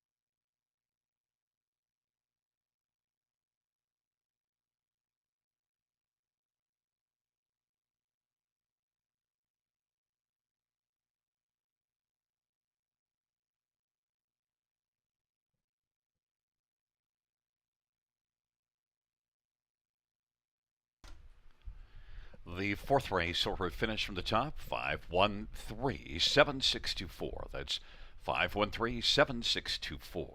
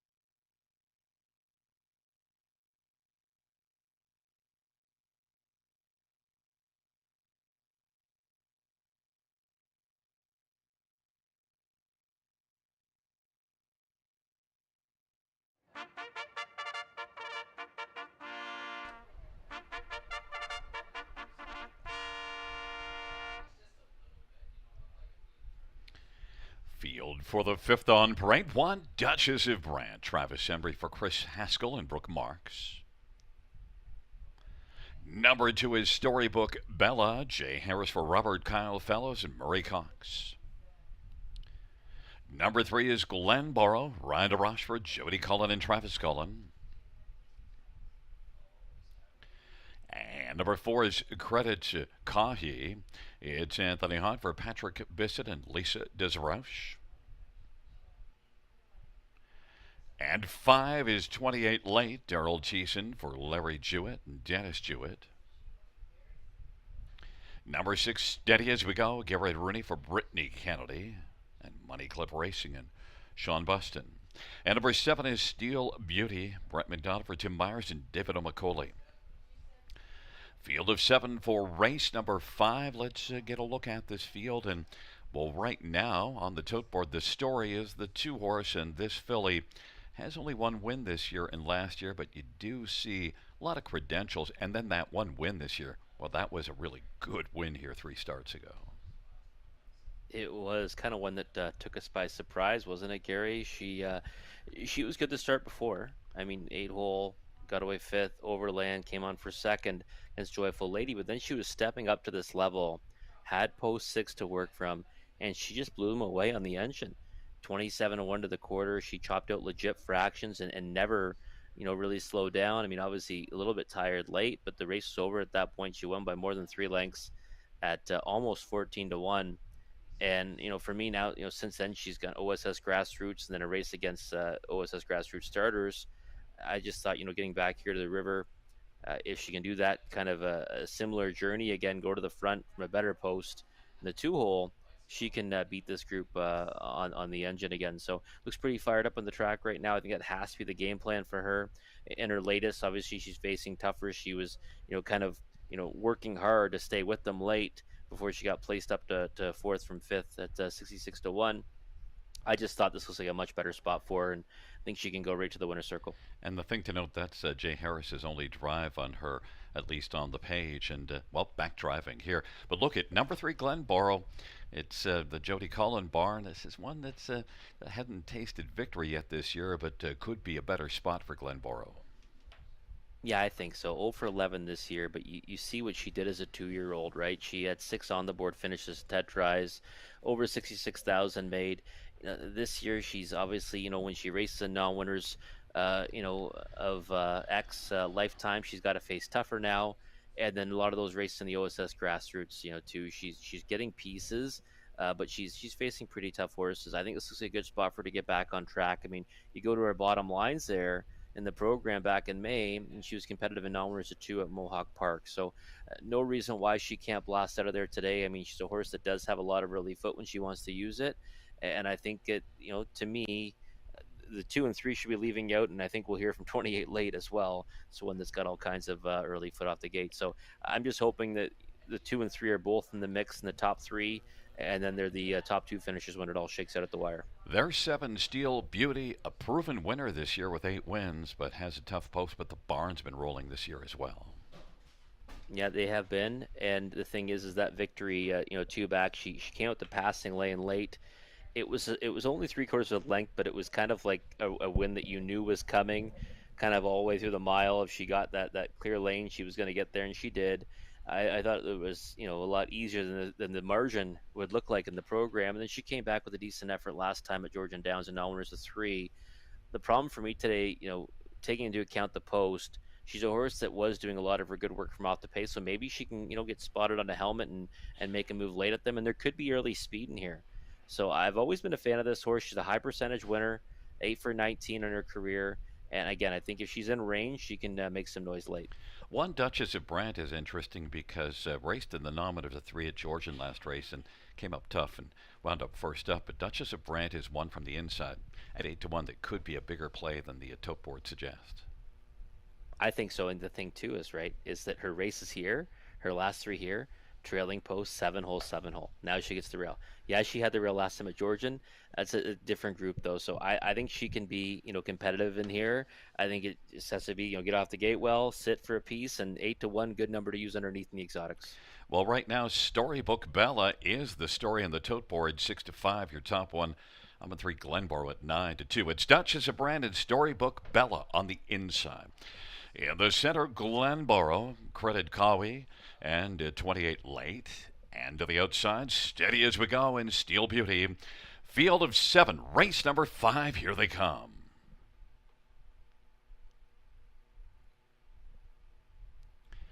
Field for the 5th race. is at the start of the rough. Glenborough, Storybook Bella, 28 late, and Duchess of Brandon's firing on the inside as they drive around the turn. Storybook Bella, though, is going to sprint out and get the lead. Duchess of Brand second. Glenborough is going to take back now. Find a seat to the inside third. Then 28 late, steady as we go. Credit Kahi. And Steel Beauty is back trailing the field. Storybook Bella, the 4-5 betting favorite, leads as they work their way past that opening quarter and the opening panel. 27-4. Duchess of Brant is racing second. Glenborough's on the inside third, in front of 28 Blade and steady as we go. And Credit Kahi and Steel Beauty, Storybook Bella, leading as they race off the turn with no challengers, and leads it by a couple of lengths over Duchess of Brant, who's enjoying the view in the pocket. Glenborough is still on the inside. It's popping to the outside, goes 28 Blade, and then also on the outside is Steel Beauty. Then it is steady as we go, and back trailing the field is Credit Kahi. It is Storybook Bella as they work past the 5/8, a 30-second second panel breather in 57-4 halftime. And Storybook Bella is wanting to try to sprint away on the field. Duchess of Brand is racing second. 28 Blade is on the outside but not advancing. Glenborough is going to scoot up the inside and get tighter on the back of Duchess of Brand and want to try to squeeze out as they race on up to three quarters. It is Storybook Bella, Duchess of Brand. Glenborough is racing third, but it is Storybook Bella still the story. Now Glenborough pops up but has a lot of work to do. Storybook Bella, Glenborough on the outside, on the inside Duchess of Brand, and steady as we go. Storybook Bella as they turn on down the stretch drive. Storybook Bella and Jay Harris as they come to the finish in a repeat performance of a few starts back, and then Glenborough, Duchess of Brand, and Steel Beauty. 154-3. Storybook Bella was the story in the fifth, Rob. Yeah, she sure was. And you know what? A horse that clearly responds well to being handled aggressively. And you said it, Gary. You said, you see one Jay Harris on the program. Well, now we see two and a couple of victories. And, Jay's one that can get them off the gate, as good as anyone. And he loves, handling horses aggressively in the early stages. He did that tonight, and she responded well. I mean, very reminiscent, wasn't it, of that victory we saw 3 starts ago where she absolutely dominated on the engine, and she looks strong coming to the wire again tonight, and 54-3 this time around. So a second off what she did last time, but nonetheless, it was a real impressive victory for the two Storybook Bella. Yeah, and Glenborough was second best, but I think if they went another half mile, still would have been second best, because Storybook Bella was just wanting to keep on trucking, and looks pretty full of herself there now. Yeah, she's just having fun now after the race, and Glenborough is one that kind of got trapped in and was coming on late. But the thing is, like, you're right. Storybook Bella was I think so much the best in there, it didn't really matter. But I was kind of surprised that Exacta wasn't one that kind of got hammered down a lot more than it was, because I thought those were the two best horses in the race. And $15 or so isn't so bad for these two. And I said I wanted them to both be sitting in the top 3, and they were sitting first and third for much of the mile. I think we're going to start to hear some more good things out of Duchess of Brant. This was a good spot for Duchess of Brant, and on the inside it raced pretty well. Yeah, I thought it was a good effort for her, and we said she needed some post relief, especially here at the river. She just kind of got away. She sat a good trip. Third at 6-1 though, and a horse I thought you had to use, right? You had to have her on the ticket because she's one that's shown a lot of ability. 4 for 10 this season. And I think you said if she draws well here at the river, we'll continue to hear from her. Well, your top 4 were 2, 3, 7, 1, so obviously you had it wrong. Yeah, I did. Once again, can't get it right. It's 2-3-1-7 on the tilt board. Back in front of us is number 2, Storybook Bella, 3-year-old sports Writer Bay filly, owned by Murray Cox, trained by Robert Kyle Fellows. Jay Harris, the winning driver, the double for Jay Harris on the evening. Second win this year, third lifetime, Storybook Bella, 154-3.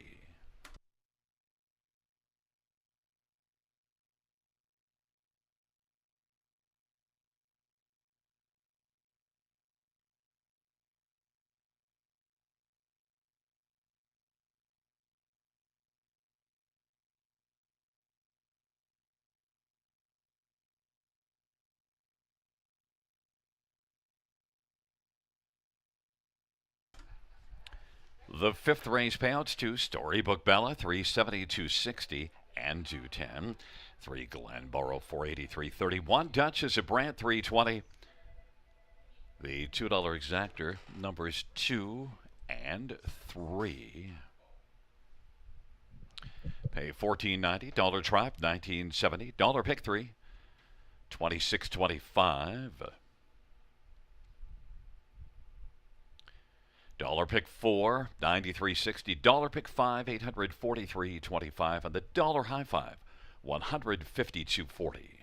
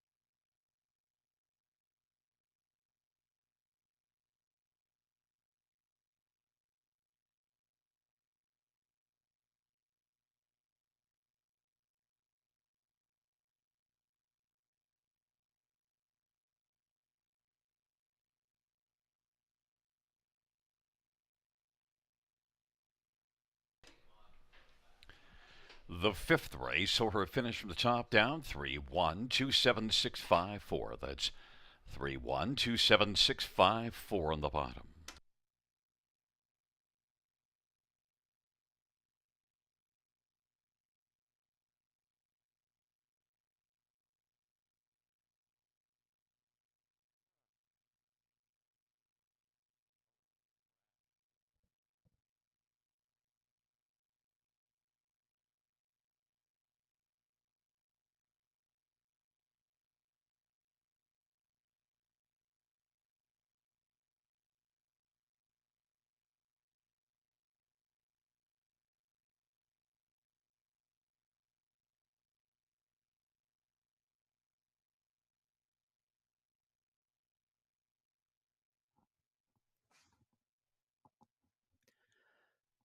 Time flies when you're having fun. We're at the halfway point of our 10 pack on a magnificent Monday at Grand River Raceway in beautiful Elora, Ontario. And you know what that means? It's now time for the late pick five. Low takeouts always just 15%. And we just watched Storybook Bella close it out in the early pick 5. Hopefully, you had a winning ticket on that one, and now you can jump right back in to go out a winner in the sequence that'll go right to the end of the card, races 6 through 10. There's what I have in the opening leg, 2 and 6 here to start us off here. That's the 2 Molly's game, who's 1 to 5 right now on the board, and the 6 Black to Reality, 11 to 1 right now. Not a bad price on that one, but too deep for me in the opening leg here. 3, 4, and 5 in race number 7. Thought that Warwi Yoko's one that you've got to consider in there, but the Chaka is one that I'm going to try and hope for a price, thinking that this one might benefit from getting a better post. Might see her get put into play off the gate tonight, but I am using 3 there, 3, 4, and 5 in race number 7. Race number 8, the 1 and 4. I think Aussie Lover's one you have to have from the pole position. He's one that has shown he can win over this surface at the preferred level. This is the top condition class. Treasure T, though, I thought was much better last time. Third to stablemate Arrakis, and I think he's going to try to go forward off the gate. So those are the 2 I think might control that race, 1 and 4 for me, and race number 8. Race 9, just the 4, Artie's Ideal. Top condition class here at the river for Pacers, horses and geldings, and I think he's going to be pretty good in here. He just missed by 3/4 of the length to Lawless Shadow, preferred 2 here on June 26th, and since then has raced pretty decent at Mohawk Park. So happy to single that one. Then the finale, just the 1 and 3, the 1 PL Oliver and the 3 Final Cheese Recipe. A couple of horses with early foot off the gate. Sports section between them can blast too. I just think that situationally, those are the 2 you want to be on. One coming off a break, he might, some people might leer away from that one because of that. And PL Oliver, 8 holes to the rail. He's my spot play of the night. I think he's one you have to have in the finale. $4.80 is my ticket. There's Conley's ticket. 2 and 5 here in the opening leg for Conley. So he's got Molly's game, but he adds in Drinks in the Sand. 1, 3, and 4 in race 7 for Conley. So we're sharing 2 of our horses, but going elsewhere with the third one. He's singling up the 1 Aussie Lover in race 8, which I don't mind that play at all. I thought that, you could kind of say that, if Aussie Lover doesn't win, Treasure T be the one to maybe beat him, but Aussie Lover has been in good form as of late, and looks like a good spot for him to try to go down the road, I think, from the pole position. Race 9, he's got the 1 and 4, so he's adding in the 1 Harper's Hat Trick, and then the finale, he's got 1, 3, 5, and 7, so adding in the 5 Real Wicked, and the 7 Fox Hunt, and he's interesting in there because first over last time in Industry Day at 45 cents to the dollar, now 10 to 1 morning line from post 7. We're going to see a much bigger price than him tonight. He'll offer a chance to take back some value on the 7 Fox Hunt in race number 10. Beautiful look at the Allura Sky a moment ago. We all know how much I love those shots from our broadcast team. Nice look at it right there. We got just about a minute or so until I'll be coming onto the track for race number 6. Again, it's the start of the late pick 5. Low takeout 15%. Start mapping out your winning tickets. We'll come back in just a few moments to take a closer look at the upcoming dash.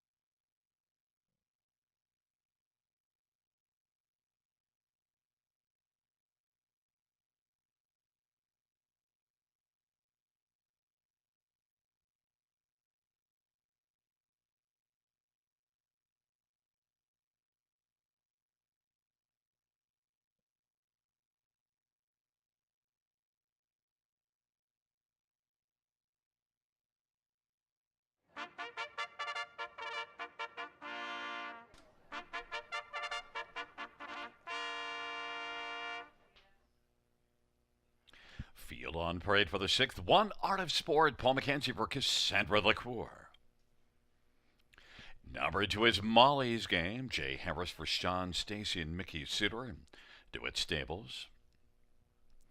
3 is Cabana Nana. Paul Davies for Nicole Davies. And number 4 is Jewels, Diamond Eyes, Daryl Thiessen for Lori LePage and Rebecca Williamson. Number 5, Drinks in the Sand, Travis Henry for Blake McIntosh and Hurt So Good stable. And number 6, Black to Reality, Brett McDonough for Richard Moreau and Nora Parks and James Grant and Jeffrey Seibel. Field of 6, race number 6. We'll look at some 2-year-old fillies on the pace, and we'll start with number 2, Molly's Game. And Jay Harris wants to add one more to his game and make it a hat trick on the evening, and Sean Stacy's already got a win under his belt, Rob.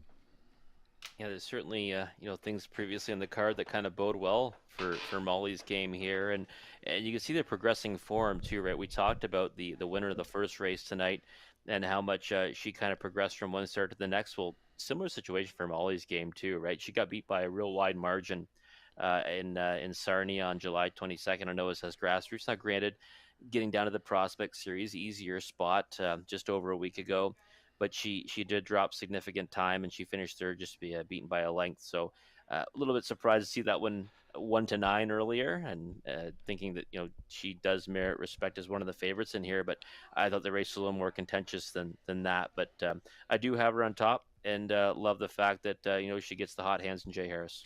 Well, right now the money is even on the 2, 5, and 6, and your next one is 6, Black to Reality, an equipment change, blind rattle to blinkers. Yeah, I think that this is going to be good for this one here. I'm hoping they try to go forward off the switch, because we saw her, race so well, getting off the gate from the same post positions on July the 17th, and really didn't miss by much on that occasion to one that we saw already win tonight, right? So I think that that effort there and that occasion was one that we kind of thought she'd move on to good things after that. And then, of course, she made a break in stride, 2 back, trying to chase Hot Tub, Pop and Bubbly. And I thought that she just kind of overpaced herself, trying to stay with that one in the stretch. And that's what kind of led to that break in stride last time, post 7, and just kind of, didn't work out. And it wasn't going to happen on that occasion from racing for Medovit. So I think she's best when she blasts off the gate. From what we've seen so far, I'm hoping they do that tonight. The equipment change makes me certainly think that's the direction they're going in. Number 5, Drinks in the Sand, is the one that I have on top, and I thought that last race, DA Cinnamon Crunch and Michelob Ultra, were just a bit too good for her, but it was a credible outing. It was, yeah, and those two they came to the wire together, right, on Industry Day, and this one was the one rounding out the trifecta, about 3 lengths back from them, and I thought obviously it was a good transition for Drinks in the Sand, coming from Mohawk Park, obviously facing tougher, and then getting into a softer spot, and she did really her job in that mile, right? She got away third behind 2 horses that I think were both 4 to 5 and even money. Respectively, and then ended up, finishing third as one of the peripheral players. So now I think she gets a chance to maybe be the lead in against a group that's softer than what she faced last time. But I still kind of thought she'd be a play underneath for me, and I think at 2 to 1, I mean, it's not a bad price, but I'd want a little more, I think, if I was betting her to win. Number 4, Jules Diamond Eyes, was in that race with DA Cinnamon Crunch and finished 4th, but another 4 or 5 lengths back behind the third one, Drinks in the Sand. Yeah, she was a ways back from that one, right? But the thing that I liked about her was she got away 6th off the gate. She was a long way out of it early, and she just kind of kept advancing. And again, first lifetime start, she's 56 to 1, no real expectations, and I thought that she kind of outran her odds anyways on that occasion, and she did kind of step it up in the second quarter. Obviously, came home in 30 and 1, but again, first lifetime start, and she qualified against Well Assessed, who was one that I kind of liked that ended up being a winner on the weekend at Leamington. So I think one you can use in the exotics, but I'd be surprised if she won. Yeah, that qualifier here, she had a good back half of 58 and 4, so she's flashed some speed in that one after a rather tardy opening quarter. Taking up their positions, it's a field of 6, Art of Sport, Molly's Game on the inside. In the center, Cabana Nana, Jewels, Diamond Eyes, into the outside, Drinks in the Sand, and Black to Reality. Molly's Game is right now the 7 to 5 slight betting favorites over 5 Drinks in the Sand at 2 to 1. It's a field of 6. It's race number 6. Here they come. Giddy up.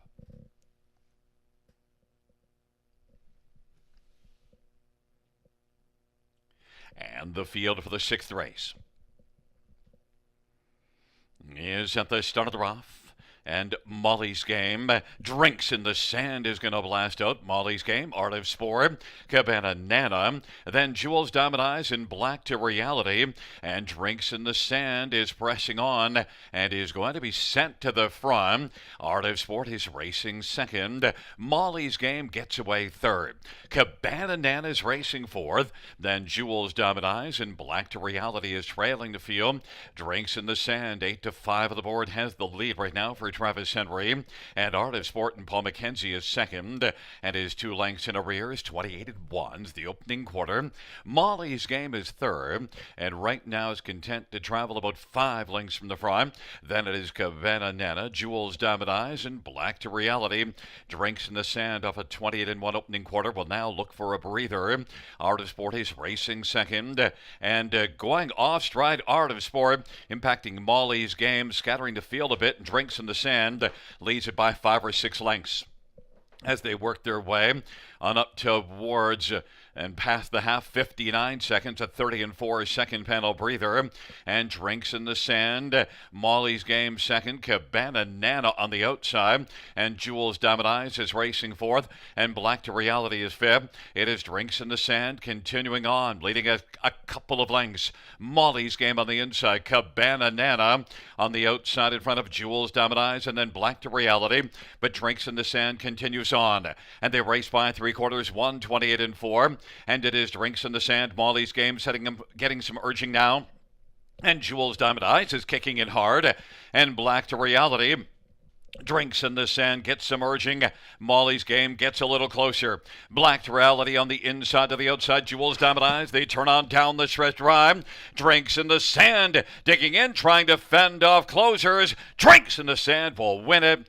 And then Molly's Game in Black to Reality.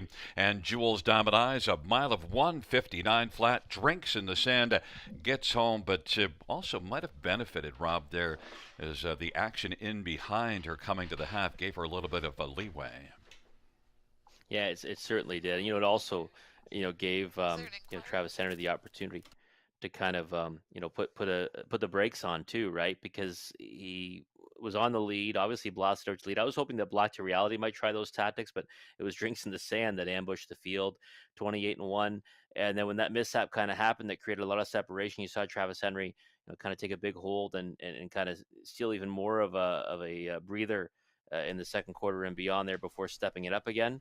And but you know what? Credit to the horse. I mean, she raced good. I mean, we said she progressed nicely in her latest, and then she goes out and wins today. And she took the late support to be the slight favorite, right? Co-favorite 8-5, but she ended up with more win money on her than the 2 Molly's Game. Yeah, and Molly's Game, though, I think if you look at too, she kind of lost a bit of ground and also momentum there coming to the half. So even though you're looking at finishing second there, you certainly get a race to look at for the next time out for Molly's Game. Oh, I think so. Yeah, I think you definitely take a long look at her next time because I think she probably suffered the most from it of the ones that were right there at the wire. And Black to Reality is interesting because she ended up kind of getting a garden trip, coming up the inside late. Obviously, she had a lot of ground to make up, but as Molly's Game edged out, gave her the opportunity to go towards the passing lane. But I thought that she just shied away from it because she had a lot of pace in the turn. And then when she kind of went to the inside, she didn't really want to go up the passing lane. So it'll be interesting to see what she does next time. Again, I'd like to see her try to go back to those front stepping ways, but the story of this race today was Drinks in the Sand and her front stepping ways. It's a 5-2, a 6-4 top four. And Drinks in the Sand, a 2-year-old Fear the Dragon Bay filly owned by Hurt So Good Stable, trained by Blake McIntosh. Travis Henry, the winning driver. Drinks in the Sand, 1:59 flat.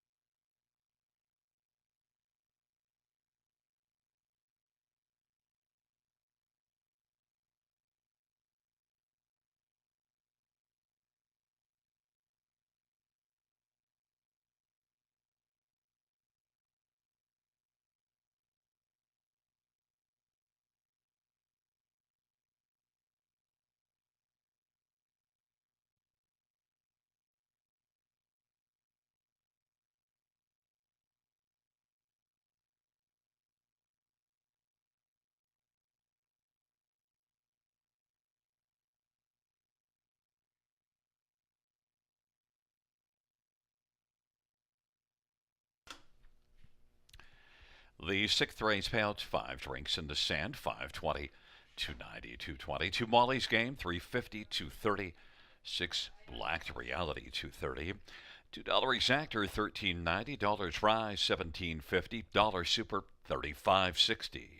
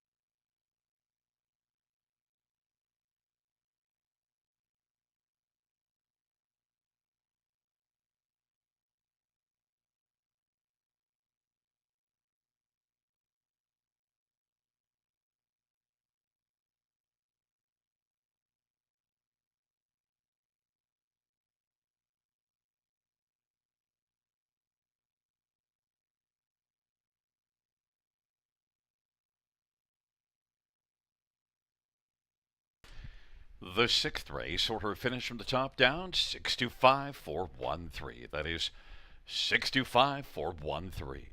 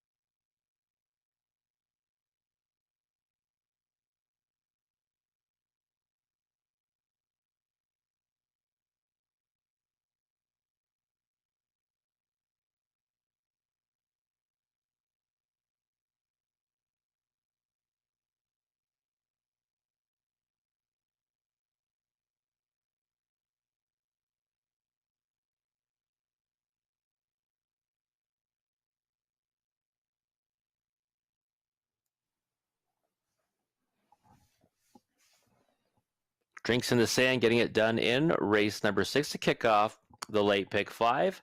I'm out of it. Maybe you are, maybe you're not. Hope you're still alive in that ticket, but might as well jump in the late pick 4 with me right here, right now in race number 7. Low takeout, 15%, and a nice little sequence to finish it off. Here.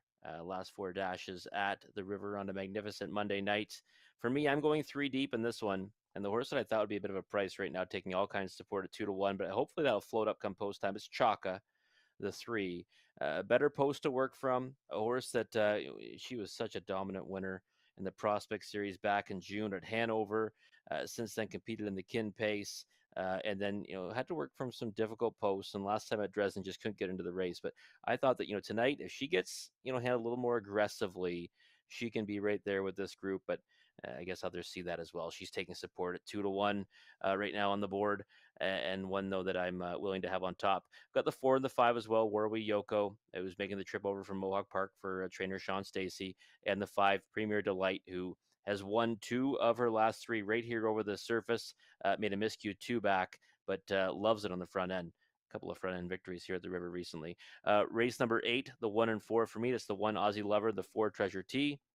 I think those 2 will control it in there. In race 9, the 4 Artie's Ideal, I think, is one you want to be involved in. It's a top condition class for pacers.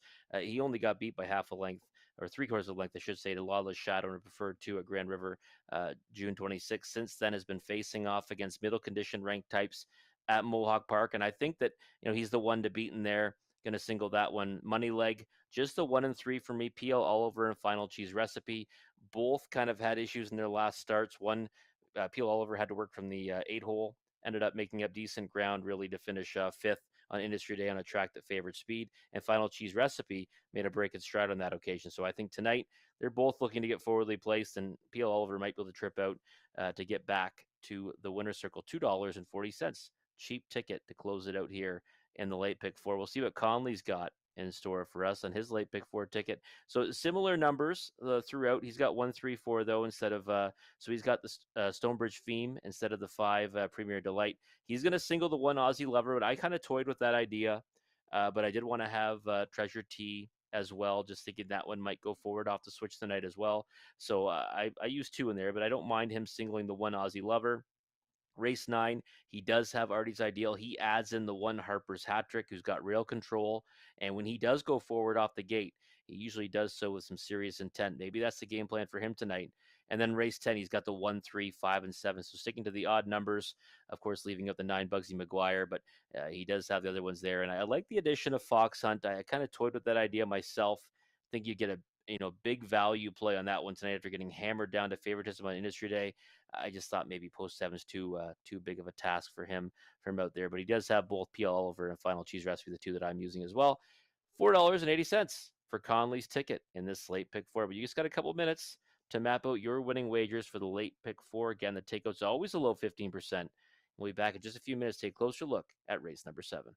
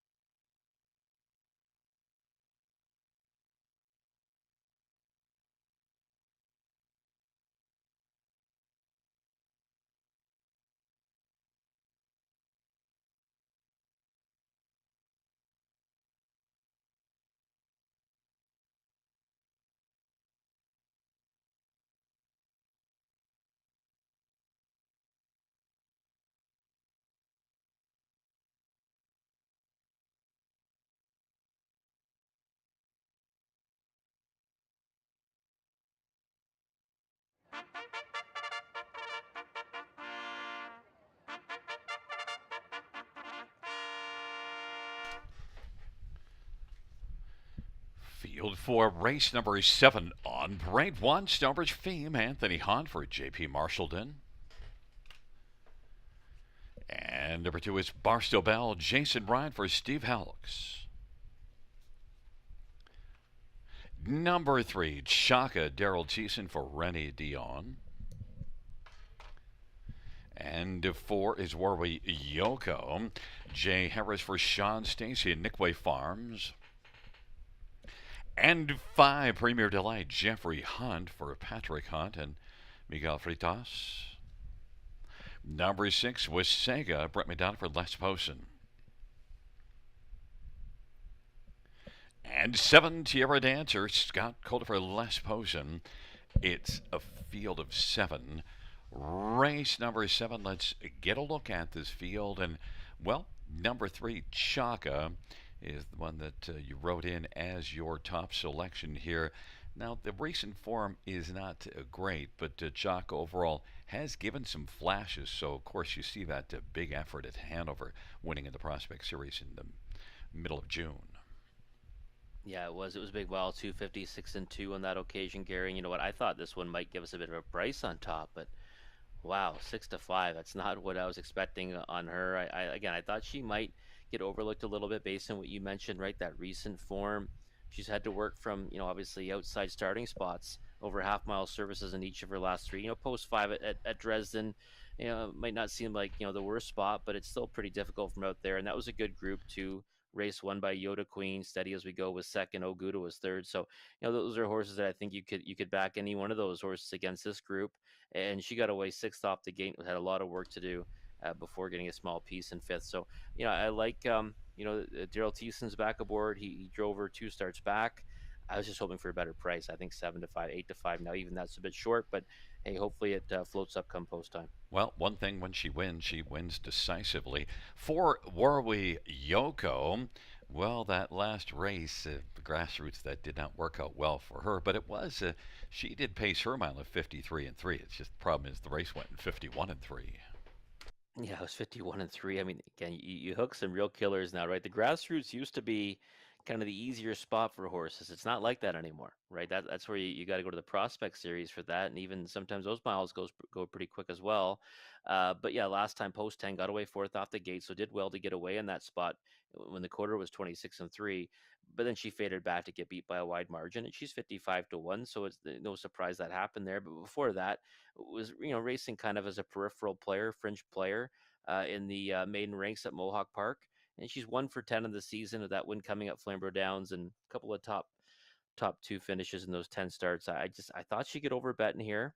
Obviously, Strong Barn and Jay Harris, has some victories tonight, but we're seeing that support come for her now, right at 6-5. So I couldn't put her on top, and I thought that you want to use others in the multi-leg sequence, but we'll see how it shakes out on the odds board again. I thought she'd be the favorite and going in that direction right now. You know where I thought the value might wind up being is 5, Premier Delight, because I thought both the 4 and the 3 would take the action, and 5, Premier Delight is one that you could definitely play in here.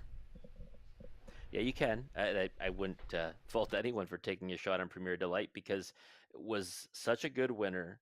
3 starts ago from post 6, went straight to the lead, and won by 3/4 of a length, but it was easy enough. Then there was an equipment change. They let the Hopples out a couple of inches for July 24th effort. She made a break behind the gate from post 2, and then they tightened them back up last time. Right, and that was something that me and Randy Waples both mentioned that if Premier Delight gets to the lead again on Industry Day, she'd likely be a winner, and she did that. She went to the lead, kind of got released to the front, and then wouldn't let the horse come back around her. So she was intent on cutting it, and 10-1 winner in that occasion. You got to swallow 3-1 moving up in class, so that's kind of what I thought was a little bit tricky here. I mean, maybe you said it's value still, but this is still a tougher group. She can ambush them off the gate. Maybe she's the speed in the race and she can win again, but I think that you got to get a better number when a horse is making a transition upwards in class. Yeah, she definitely did look good, though. And number 6 was Sega, is one that's had 6 starts this year with only 1/3. You look a little further down the page and you see that actually Wasega has faced some tougher company.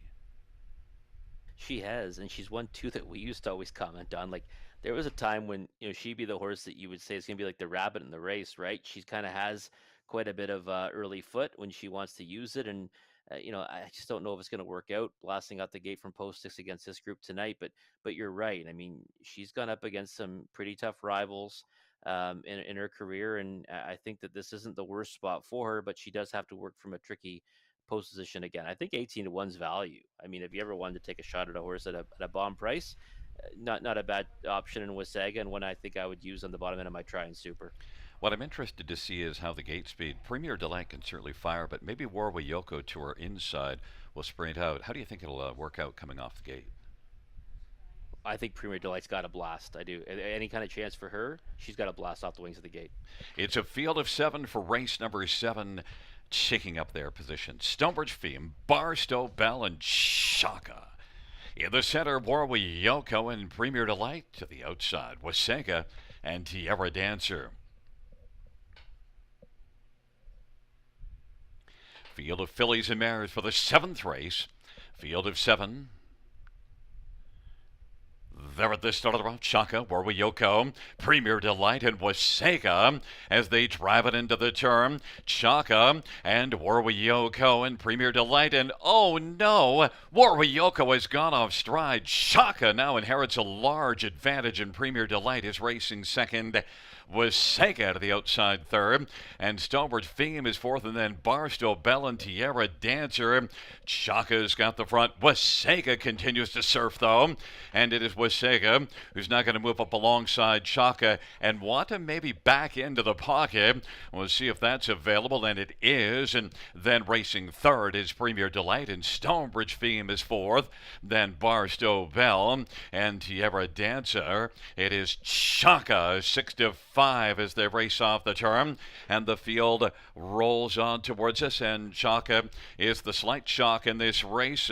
Wasaga is getting a nice trip. Premier Delight is on the inside racing third, then Stonebridge Feme and Barstow Bell and Tierra Dancer, and then Warwa Yoko is way back. They race their way on into the backstretch. And it is Shaka with the front. Shaka leads by the length and 3/4 over 25-1 Wasaga, but Shaka drives on. Now here comes Stonebridge Feme to the outside and is moving up. Premier Delight is dropping back, and now as they race their way to 3/4, it is Shaka by with 3. Stonebridge Feme moves over to the inside to save some ground on the turn. Barstow Bell to the outside is third. Wasaga is backed up to fourth, and then Premier Delight and Tierra Dancer and Warwa Yoko. It is Shaka continuing on. Shaka, Stonebridge Feme, and Barstow Bell as they turn for home. On down the stretch drive they come. Shaka is on cruise control and is going to win it under wraps. And Stonebridge Feme, Premier Delight comes flying late, and then Barstow Bell won 57-1. Shaka did wind up being the slight shock, but boy, she lived up to it. Yeah, it was quite the effort, and you said it right, Gary. When she wins decisively, and she did it again tonight. And you know what? I was really happy when I saw her, blast off the wings of the gate, because you could see the lines that she races well. She gets put into play. That one at Hanover, she got away second, and then when she made her move, she blew them off the track. But I love the fact that Daryl Thiessen wanted the engine with her tonight. Obviously, aided by the break and stride by the 4 Warwa Yoko, but I'm not sure that it mattered. I mean, she looks really good to the wire here under wraps to Daryl Thiessen and pacing straight and strong. And, the price, well, hey, listen, I did not see her being 6-5 in here. I thought maybe we'd be able to start off with a little bit of value in the pick 4 in this race, but not the case. She goes off as a 6-5 favorite. But there really wasn't anywhere to move because your next two, Warwa Yoko and Premier Delight, weren't offering a ton more. I mean, Premier Delight raced well at 3-1, but I don't think 6-5 is that low enough that you'd move off. No, I wouldn't have moved off just because I thought that this will be a good spot for her tonight to kind of get back into the win column, get her confidence back, right? And again, for her, certainly looks like, again, she races well when she kind of gets put into play, and also the post lately has not been good for her, and the one that we're going to put on the watch list, though, obviously, right, is the 5 Premier Delight. She kind of got separated from Chaka when Wasaga jumped into the 2-hole. Then she kind of got backed up and came flying late, just missing out for second. And a horse that typically does all her good stuff on the engine as well. she showed some gears light there. So she's racing really well for Jeff Hunt, and we'll watch her for next time. The one I'm going to put on the list is Warwa Yoko, but the other list. Oh, yeah, I know that you just made the list. Yes. It's 3152 on the board, the top four. Back in front of us is number 3, Chaka, 3-year-old. All bets off Bay filly, owned by SNR Racing and SMS Ventures. Rennie Dion's the trainer. Daryl Cheeson is the winning driver. Third win this year, fourth lifetime. Chaka, 157-1.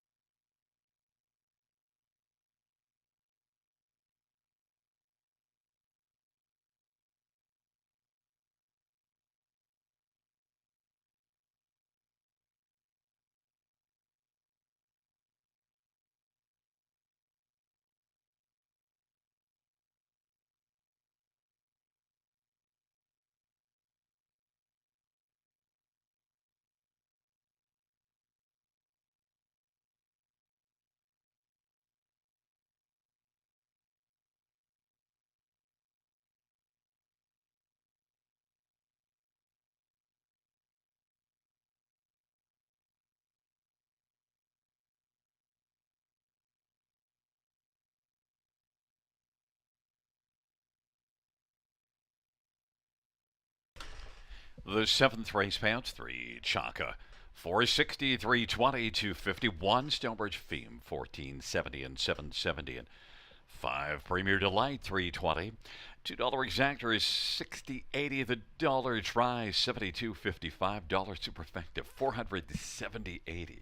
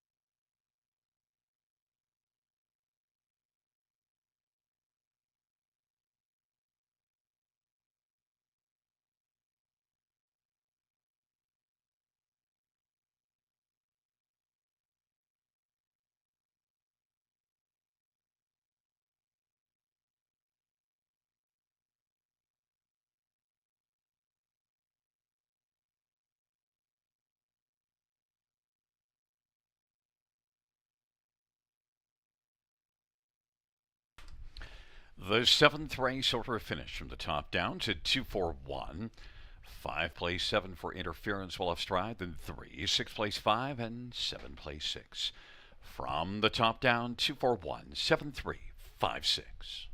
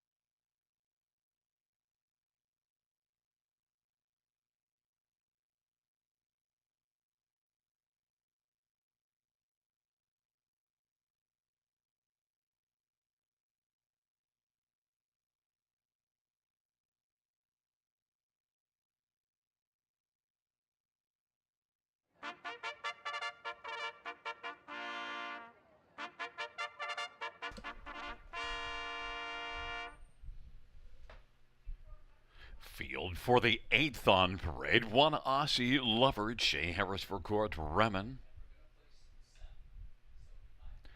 Number 2, Run Like Hill, Bremadonna for Francis Gilmatch. And 3 is Arcanum, Paul McKenzie for Christina Anderson. 4 is Treasured Tea, Travis Henry for Francis Gilmet and Eric Beausejour. And Stephane Joffrey. And 5 Lily's Last, Jeffrey Hunt for Pat Hunt and Goldfinger Stables. And number 6, Serenity Cruise, Samuel Fillion for Don Lindsay and Jeff and Bernie Barr. Field of 6, race number 8. Let's get a look at this field. And, well, the money's starting to come now for Aussie Lover, the one that we both like on top. And I think the game for Aussie Lover, at least how I would see it, is go to the front and go as far and fast as you can. I think we got the right man for the job, too. Yeah, I think so. I agree at all counts, Gary. Last time Post 7, Georgian Downs went to the lead and looked really good on the engine until Hammer Time came and got him. And that one kind of marched under an easy victory, but Aussie Lover stayed for second. And he's a horse that's kind of versatile, though. Like, he doesn't need the front end, but why would you waste this starting spot? Rail control at Grand River in a winnable spot. And of course, Jay Harris aboard, who likes to move forward off the switch. So I think that's got to be the game plan tonight. And there's not really a tremendous amount of early foot to his outside. I mean, Lily's Last can blast if she wants to. Treasure T can as well. He's kind of one that can kind of come from anywhere. But I think that Aussie Lover's best path to glory is to go to the engine. And I thought that he would take significant support. 8-5 right now. I wouldn't be surprised if that shrivels up even lower come post time. Number 4, Treasured Tea, is the class of this field, both in terms of career earnings and season's earnings, and certainly a good third last time out. But Treasured Tea, I couldn't take him over Aussie Lover, but getting 2-1. I kind of was in the same boat, and I almost singled Aussie Lover. But then, I kind of looked at it and said, you know what, 2 back. Treasure T was a huge favorite, obviously. It's not when there's a 3 at Georgian, but it comes up tough at times. And Willie Irwoni was the one that he hooked in there, and that one blew him off the track. And I'll be honest, I was pretty disappointed with the way that he raced on that occasion. But then he came back, I thought, with a solid effort in History Day in a preferred 2. Got away second off the gate, the pole position. His stablemate Arrakis was a winner on the engine on that occasion, and the fixer kind of was grinding it out first over, but he was clearly the best of the rest in third. So it looks good on the track right now. I think he's probably going to try to go forward off the switch, and 5-2 is not a bad price if you don't want to swallow the short number on Aussie Lover. And Arcanum was looking good in his first 2 starts of the year. Since then, things have kind of gone south, but we know he could come back. Yeah, I was just hoping that maybe kind of getting to a more palatable spot might help this one find his best stride. Obviously, preferred 2 last time for him. He got away 4th or 6th off the gate and kind of was overland for a bit before getting beat by a wide margin. And yes, he still has to face some of the same horses in here, like Treasure T. But I just thought that overall, pound for pound, is an easier group. I mean, he competed in the Vic Hader Invitational before that at Clinton. And that 3rd place finish here, and the preferred 2, it was won by Power and Grace. That was a good effort. Overland a long way before rounding out the try at 28-1, and went a real tough trip before that too to Esquire. So I kind of thought this one, came back and was going to make some serious noise, in the top condition classes preferred ranks. And Overlay right now, in my opinion, at 15-1.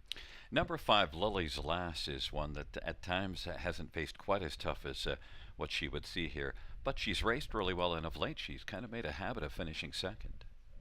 Yeah, she has. She's a horse that kind of has been doing that over the last couple of seasons, right? She's got 11 runner-up finishes from 39 efforts last 2 seasons, and she's a horse that when it gets summoned, she's got serious speed off the switch, and maybe that's the game plan tonight. Now, she hasn't been able to go all the way in the engine when she's been doing it as of late.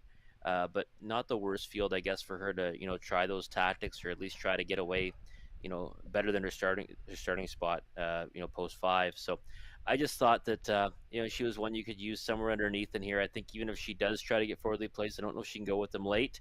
But she's an intriguing option. A 7-1. I wouldn't really begrudge anyone for taking a shot on her, but for me, bottom end of the exotics. What have you seen with the Serenity Cruise? Because this is one that if he was racing the way he did last year or before that, we might be trying him on top here, but it just hasn't been his year. No, and he raced pretty well to be second to Power and Grace, two back, and I thought that that victory, July the 3rd, it kind of worked out perfectly for him. Kind of sat a real perfect trip and then slipped out at the right time and just trotted away from rivals. Obviously last time no chance. Post 8 got away off the gate. So for me, Gary, I think that he's likely going to be coming from the back tonight. But it's only a 6-horse field, so maybe that'll kind of help him, propel him to a better result. I didn't use him in my top 4. But I'd be surprised if he made some noise. I wouldn't, but I think he's an underlay at 3-1. Well, the money has come after our top pick and a lot of people's top pick. One Aussie Lover, 9-5 on the board. Taking up their positions, Aussie Lover and Run Like Hill. In the center are Canham and Treasure T. To the outside, Lily's Lass and Serenity Cruise. And Serenity Cruise is off stride right now.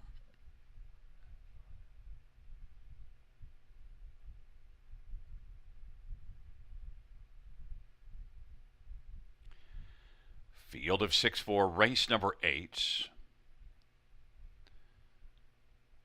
They're at the start. Serenity's Cruise spots the field about 15 lengths, and Treasure T is going to blast out. Aussie Lover on the inside. Treasure T captures the early lead. Aussie Lover is racing second. Then it is Run Like Hill third, and fourth is Arcanum. Then Lily's Lass and Serenity Cruise is trailing the field. Treasure T leads as they race their way on to the opening quarter. Aussie Lover is second. Treasure T at 5-2 has the lead. Aussie Lover, the even money favorite right now, is 4 lengths from the front. Run Like Hill is third. Arcanum is fourth. Then Lily's Lass and Serenity Cruise. And Treasure T and Travis Henry now can look for his second panel breather off a 28-second opening quarter. Aussie Lover is racing second. Run Like Hill. Then Arcanum. Lily's Lass and Serenity Cruise. 6 in a line as they come up to the half, and it is Treasure T who's just rolling along on past the half. Halftime was recorded in 57-2. Aussie Lover is second. Now Arcanum on the outside is going to be working first over. Run Like Hill is on the inside, positioned fourth. Then it is Serenity Cruise and Lily's Lass, and on down the back stretch they go. And Treasure T on the outside. Arcanum is trying to get up closer. Aussie Lover is on the inside, still second. Serenity Cruise from the backfield. He's now moving up and is taken over fourth. Then Run Like Hill and Lily's Lass, but Treasure T got the jump on this field and just keeps on going. Second is Aussie Lover. Now Arcanum is starting to back away, and Run Like Hill to the inside is third. Then Serenity Cruise. 3/4 126-1, and Treasure T with no urging just yet as they come on down the stretch drive. Aussie Lover is second. Treasure T a couple of taps as they come to the finish. But that's just to keep on rolling because Treasure T was able to crush the field. Aussie Lover second, Run Like Hill and Serenity Cruise 155-4. Treasure T, you said, can sometimes blast off the gate. Well, that was the plan, and it worked out to perfection. Yeah, that's exactly what he did tonight. And listen, much the best on the engine, right? And it's again, listen, good form reference from last time. I mean, it was a much better effort on Industry Day in the preferred two. Had the pole position pushed out of there, lost to a stalemate. Arrakis actually raced well tonight at Mohawk Park as well. So this one, getting away from that stablemate and just calls the shots tonight. Gary goes to the front, makes every move a winning one. And we've seen this one, many of those 24 career victories were done that way. Last couple of seasons, he's kind of also started racing off the pace, but many of his career trips to the winner's circle have come on the engine. And after that 28-second quarter, Travis maybe could back it down a little bit more, but he kept rolling because I think he just said, I got this horse rolling. Let's keep going. Yeah, and that's actually the way that he's done in the past too. He's been one that you're probably better off not shutting it down in the second quarter of the middle stages. And one like Aussie Lover, obviously, we talked about that one's going to want to use the pole position to his advantage. He's not really a snap speed horse off the gate though, especially when you have the rail. Becomes tough sometimes, right? To push out of there, and sometimes when they're kind of crashing over top you, it's easier for a horse from the outside to come around you, and that's what Treasure T did. But I thought it was a two-horse race. It played out that way, just the other order that I expected, and for me, I thought that Treasure T was a good use in the multi-leg wagers. Well, coming back in front of us is number 4, Treasured T. 8-year-old Yankee Clyde Brown Gelding, owned by Francis Guillemette and Erica Beausejour and Stephane Chaffrey. Francis Guillemette, the trainer. Travis Henry, the winning driver, 7th win this year, 25th win lifetime. Treasured T, 155 and 4.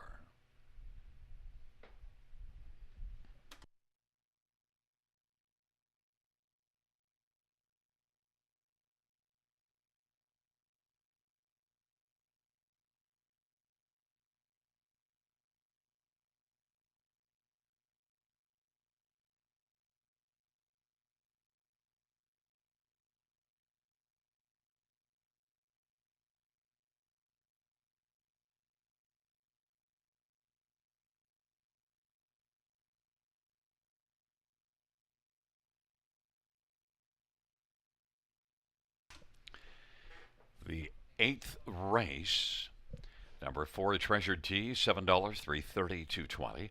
1, Aussie Lover, 250, 330. 2, Run Like Hill, 310. $2 exactor, 16.40. Dollar try, 27.10. Dollar super, 98.40.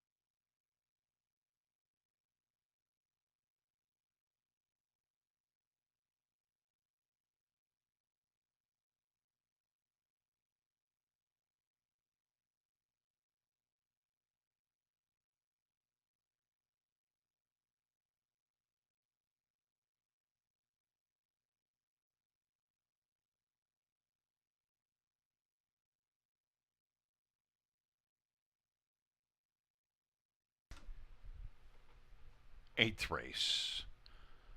Order of finish from the top, 236154. That's 236154.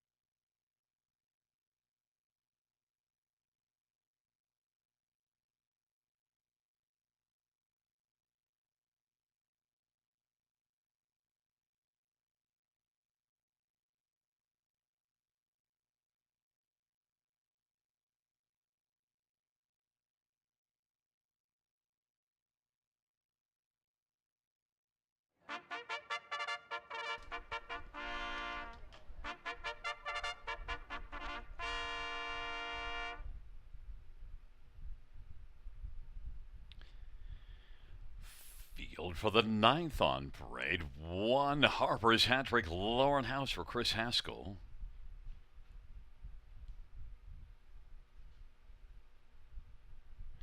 Number 2 is Last Beach, Jason Ryan for Ben Wallace and Bolton Stables and Arlene Shirkey.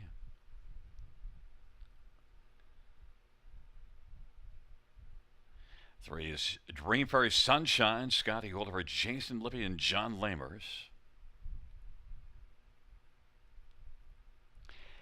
And number 4, Artie's Ideal, Samuel Filya for Robert Kyle Fellows and Hunt Racing.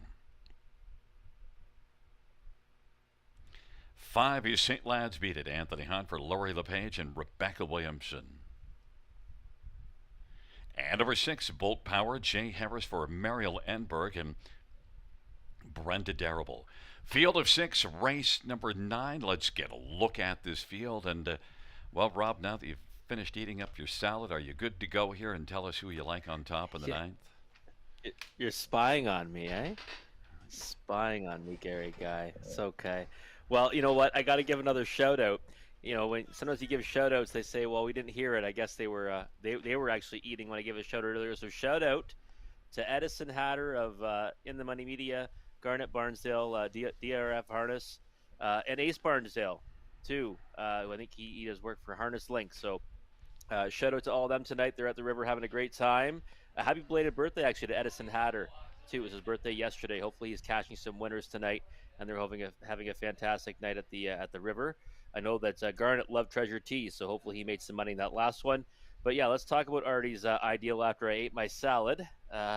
Thanks for telling the world that. Hey, you know what? Hey, it's better than, I guess, me eating a chocolate bar or something for dinner, right? So, yeah, no, Artie's Ideal was one that I kind of pegged as my best bet, even though he's not really the best bet right now at 3-5. Looks fantastic on the track right now, Gary, and a horse that, you know, you see those most recent efforts. I mean, again, I'm not someone who's a big believer in time, but pacing his mile in the 50s in each of his last 49 and 2 mile before that. And that second place finish here to Lawless Shadow was a good one. And of course, that winner is competing tonight in the third trial for the Gold Cup and Saucer. So without facing the likes of him this time at the river, I think he's going to be a winner. And even money right now, I think, is about the right price. Well, and he certainly has a ton of back class. But, you know, your second choice, Last Beach, I used on top just because I thought, yeah, they're going to all come after Artie's Ideal. It jumps off the page. And Last Beach is an improving horse. He is. And, you know, the thing is, too, if you remember Industry Day, Randy Waples actually said, before the race that was the one he had his eye on in the preferred two, not to beat Ideal Perception, but to get a piece of it. And then he said afterwards, you know what, this is a horse that he thinks is going to really take a big step forward, especially racing here on a half-mile surface. It was a good third, right, to Ideal Perception. 53 and 4 was the mile time. He ran it at the trifecta at 14-1, and before that had been competing in a non-winners a lifetime condition at Mohawk Park. So, you know, I understand this one's, you know, trending in the right direction and everything, but, you know, to me, the difference between that class where they've been competing at Mohawk Park to where Artie's Ideal has been competing is pretty big still. There's a big margin between those two levels, and I just thought that he'd have to play second fiddle tonight, even though I think he's dangerous and one that we're going to see good things from here if that's what they decide to keep him. Number 1, Harper's Hat Trick, is one we both have used on the top 4 and is right now the longest shot on the board. And, of course, you know I love Harper's Hat Trick. Inside post, he hasn't been as good this year as last year, though. No, he hasn't. I mean, again, last year was the infamous Gary Guy guarantee. Never seen that before. You gave pretty much a guarantee out, and the horse went out and won, and he wasn't a favorite on that occasion either. Tread carefully on that going forward, Gary. I mean, I'm always careful about doing that. But Harper's hat trick, you know, you're right. 8 for 26 last season, 3 for 20 this year. But you know what? The win 2 back at Clinton, I said, you know what? Okay, he's back. That's what I kind of thought. And then I came back to him in the Gail Murray, and he kind of just didn't get off the gate well. And you know, he had some pace late, but wasn't really what I was expecting from him this time. I'll be honest, 15-1's a monstrous number on Harper's hat trick. It really is. I know the 3-1 morning line was a bit short, But that number is huge for a horse that really has tactical speed, rail control. He's going to be a part of the early action, and he can stick around for a good chunk of it. So I'd have him everywhere underneath the exotics, maybe even as high as second to Artie's Ideal. And 6 Bolt Power, hey, go back 4 races ago here, second to Ideal Perception, beaten 3/4. Yeah, it really hasn't been, racing all that bad. Even the starts at Mohawk Park were pretty decent. Last time got beat, to Ideal Perception here by 10 lengths. But before that, those starts at Mohawk Park, he was the favorite, two back, in a race that was won by Madman Hill, and was even a winner in the preferred ranks earlier in the season here when he came out the passing lane late. So I thought that he certainly looks like he belongs with this group. And 13-1, another one you can use in the bottom of the exotics, and maybe that can help create some value. Not without a chance with the right kind of trip, but I think probably third might be his ceiling tonight. Not a lot of value on the top two on the board. You have 4 Artie's Ideal along with a lot of the fans at 4-5, and I'm on 2 Last Beach at 2-1. Harper's Hat Trick and Last Beach on the inside. In the center, Dream for Sunshine and Artie's Ideal. And to the outside, St. Lad's Beat It and Bolt Power. It's a field of 6, race number 9. We're done eating salad. We're ready for some racing action. Here they come. Field for the 9th race. Nearing the start. And they're off. Last Beach and Artie's Ideal will blast out together. Harper's Hat Trick, Dream for His Sunshine. St. Lad's Beat It and Bold Power. Last Beach on the inside. Artie's Ideal working to get the lead. And Artie's Ideal is going to clear to the front. Last Beach will race the pocket. Harper's Hat Trick third. Then Dream for His Sunshine. St. Lad's Beat It and Bold Power. Artie's Ideal is 1-2 on the board. Last Beach at 3-2, sitting in the pocket. Harper's Hat Trick is racing third. Then Dream for His Sunshine, St. Lad's Beat It, and Bolt Power 27-3. Opening quarter put up by Artie's Ideal and Sammy Fillion. Racing 2 lengths in arrears. Second is Last Beach in front of Harper's Hat Trick. Then Dream for His Sunshine, St. Lad's Beat It, and Bolt Power. Field of 6 in a line as they race up towards us, and Artie's Ideal does the work on the lead. Last Beach is watching that one from a close spot in the pocket. Harper's Hat Trick now, St. Lad's Beat It is going to work on the outside in front of Bolt Power, and Dream for His Sunshine to the inside is trailing the field. 57-3 halftime, a 30-second second panel, and it is Artie's Ideal. Last Beach is racing nose to helmet in the pocket now. St. Lad's Beat It to the outside third, inching forward. Harper's Hat Trick is fourth, and then Bolt Power and Dream for Sunshine. It is Artie's Ideal. Last Beach in tow in the pocket. St. Lad's Beat It is 2 1/4 back, racing to the outside third. Then Bolt Power, Harper's Hat Trick, and Dream for Sunshine. And it is Artie's Ideal. Last Beach is trying to stay with Artie's Ideal. 3/4, 126-1. Artie's Ideal and Last Beach as they turn for home. Artie's Ideal continues to cruise. Artie's Ideal is sharp all the way to the finish and will win. Last Beach was second, beaten a length and 3/4. Then St. Lad's Beat It and Harper's Hat Trick 153-2. Artie's Ideal 1-2 on the board. Heavily backed and looked like a heavily backed horse all the way around the mile. Yeah, he sure did. And you know what? I guess I should have labeled this one most probable winner instead of best bet because he goes off at 1-2. But I mean, this is the way you want to see a 1-2 shot win, don't you, Gary? He just kind of powers his way to the front, and it was under wraps for the wire there.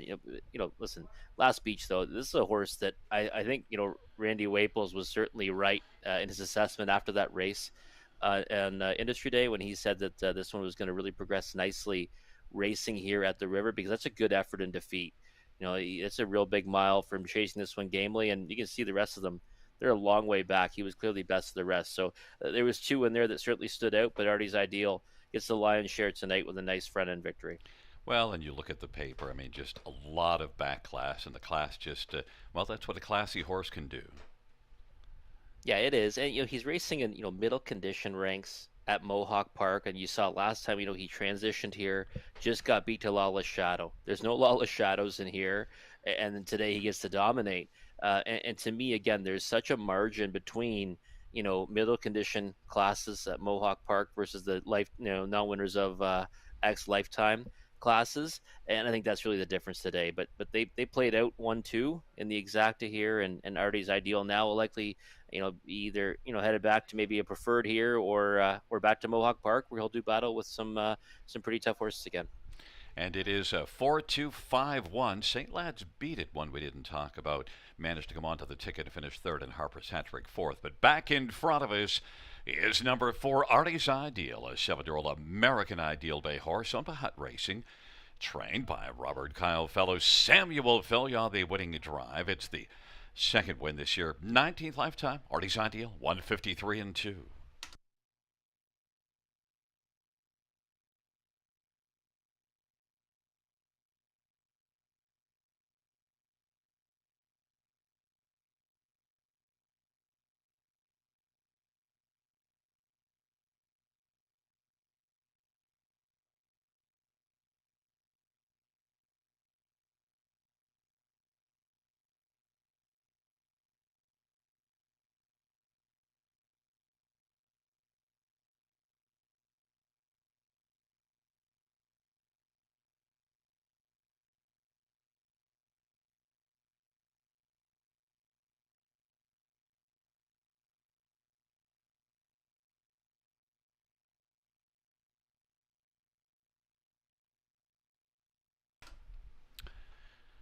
Ninth race payouts for Artie's Ideal, 310, 210, 210.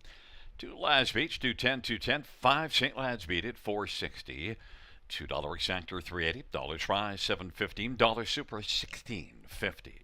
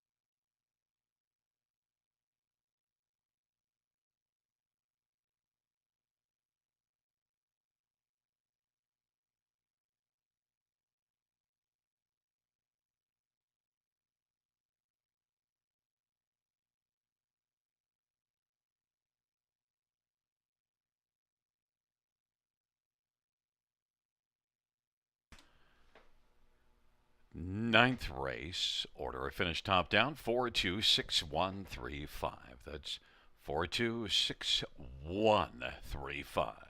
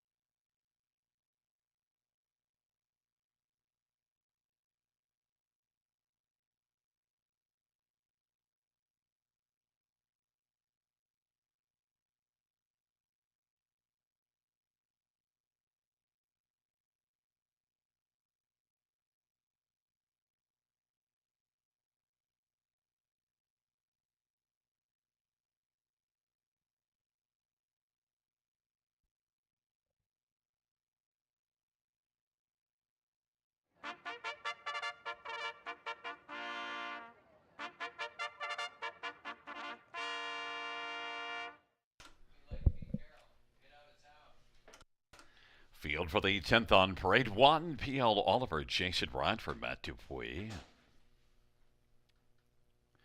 2, sports section, Jay Harris for Francis Guillemette and Stefan Joffrey. 3 is final cheese recipe, Travis Henry for Blake McIntosh and Kim and Dan Sargent. 4 is Bearcat Willie, Mike Horner for himself. 5 is Real Wicked, Samuel Filioff for Michelle Sherman and Gary Anderson at Mart West Racing, and Sean Downey and Dave Simpson. Number 6, Better's Dream, Paul McKenzie for Michelle Sherman and Kyle Stretch. And number 7 is Fox Hunt, Daryl Thiessen for Terry McGibbon and Paul Batter. 8 is Curious Cortez, Brett McDonough for Richard Murrow and Brandon Giroux. And 9 is Bugsy McGuire, Scott Calder for Rachel Andrew and Austin Sorry. Look at that tote board, Rob. The money is pretty evenly spread out with the exception of our top one, P.L. Oliver. And at 2-1, that seems about what I might have expected.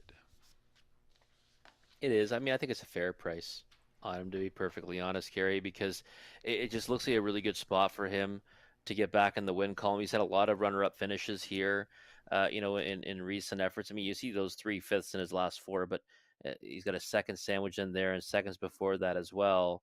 And, last time post 8 industry day, that's always a tough spot to leave from. It was at this level. He got away way back and, was kind of making up ground, making a wide bid, but they were banging home in that dash, and he had to settle for 5th in a race that was won by He's a Handyman. Now with rail control, I think we know what direction he's going off the gates. Wouldn't be surprised if he gets covered up for a 2-hole trip in here. Now he's gotten beat off that scenario before at this level and against tougher, but I just think it works out tonight for him. But now he gets hammered down to even money. So I thought 2-1 was fair. Even money's a bit short, but I do think this race might set up for him. Number 3, Final Cheese Recipe was right there with P.L. Oliver 2 races ago, beaten by St. Lads, who beat it breaks last time out, though. Yeah, he did, and he was trying to blast off the wing to the gate when he made that break in stride, and he's a horse that really benefits from being on the engine or being in the 2-hole. That's really where he does his best work, and he's got the tactical speed to get to the front in here. He does have obviously some fast ones off the gate directly to his inside in sports section and P.L. Oliver, but I think that he is the quickest horse off the switch if he wants to get there. And right now looks okay on the track. So I think that, again, uncharacteristic break last time, and you've just got to kind of trust he's going to be back on his best behavior tonight, and we'll get forwardly placed. Number 9, Bugsy McGuire is one, a veteran with a lot of backlash that might be comfortable from the trailer post. We'll see. A lot of horses this year have not been comfortable there, but we'll see what Scotty Calder can do. 12-1 on this veteran. Yeah, it's been a rough starting spot, but the reason why I liked him obviously is the old before it became kind of a tough spot to win from or do any good from. We used to always say if you like the 1, you got to like the 9, right? And vice versa. And Bugsy McGuire is a type that I think can be more than competitive against this group in this class, and is one that obviously likes to get forwardly placed when he can, and he's following one that should be pushing the gate away, I hope. So if that's the case, maybe he gets spotted in nicely. I think it might be a big stretch to think he could ever be in the 2-hole or 3-hole, but maybe he gets away 4th or 5th and can get on a helmet and can do some damage in here. I think 13-1's an overlay on Bugsy McGuire, and one you have to have in the high 5. Number 2, Sports Section is a horse that I've liked, and this is one that raced pretty well last race. He's a Handyman, was really good, but Sports Section was a solid second and should be able to be a decent trip horse. He was, yeah, kind of lunged late, right? Got within a neck of He's a Handyman, and I thought it was a real good effort from the pole position. He draws favorably again, right back in the same class. I thought he would take support in here. I was clearly wrong. He's going off at a big number right now at 10-1, and he's a horse that I think merits respect at this level. So 10-1. I mean, again, he's one that you could even maybe take a crack at as a win candidate if you think that the trip can work out for him, because I think he needs every bit of a 2-hole trip probably to win in here, and just not sure that's gonna be the case tonight. But then again, one that inside draw, you can't leave off the high five. You got to use them everywhere in there. One I think you'd use in your top four if it wasn't for post seven. Well, Fox Hunt and tough trip last time out. It was, and that's the thing that's so crazy about this, isn't it? He's 45 cents the dollar on industry day. He ends up getting away third off the gate, comes first up, and only gets beat 3 lengths to he's a handyman. Now he disappoints as the favorite, and now going out, a few spots in the gate, he's going to be value. But I thought 10-1 morning line. I thought we might see that price get down as low as 5-1, maybe 4-1, but he's staying up there at a pretty solid number. And wouldn't it be wild if he came right back to win this time around to get redemption at a much bigger number? So I think that Fox Hunt's one you want to use. Obviously in the high five and everything. But again, if you bet him last time against similar horses at 45 cents the dollar, you almost have to come back to him tonight. You can almost say there's value everywhere except for the one we have on top with PL Oliver at 4-5. Could you move off to Final Cheese Recipe at 6-1 or 9 Bugsy McGuire at 10-1? I mean, I think you know what, Final Cheese Recipe I think is bettable at 6-1. I still think PL Oliver gets a job done here today. I just thought this race set up beautifully for him. Well, we'll see how it goes. And PL Oliver's sports section Final Cheese Recipe on the inside. In the center, Bearcat Willie, Real Wicked. Batteries Drama to the outset with Fox Hunt, Curious Cortez. And the second tier, Bugsy McGuire. It's a field of 9, race number 10. Here they come. Final dash. And the field for race number 10 is at the start of the rough and Final Cheese Recipe.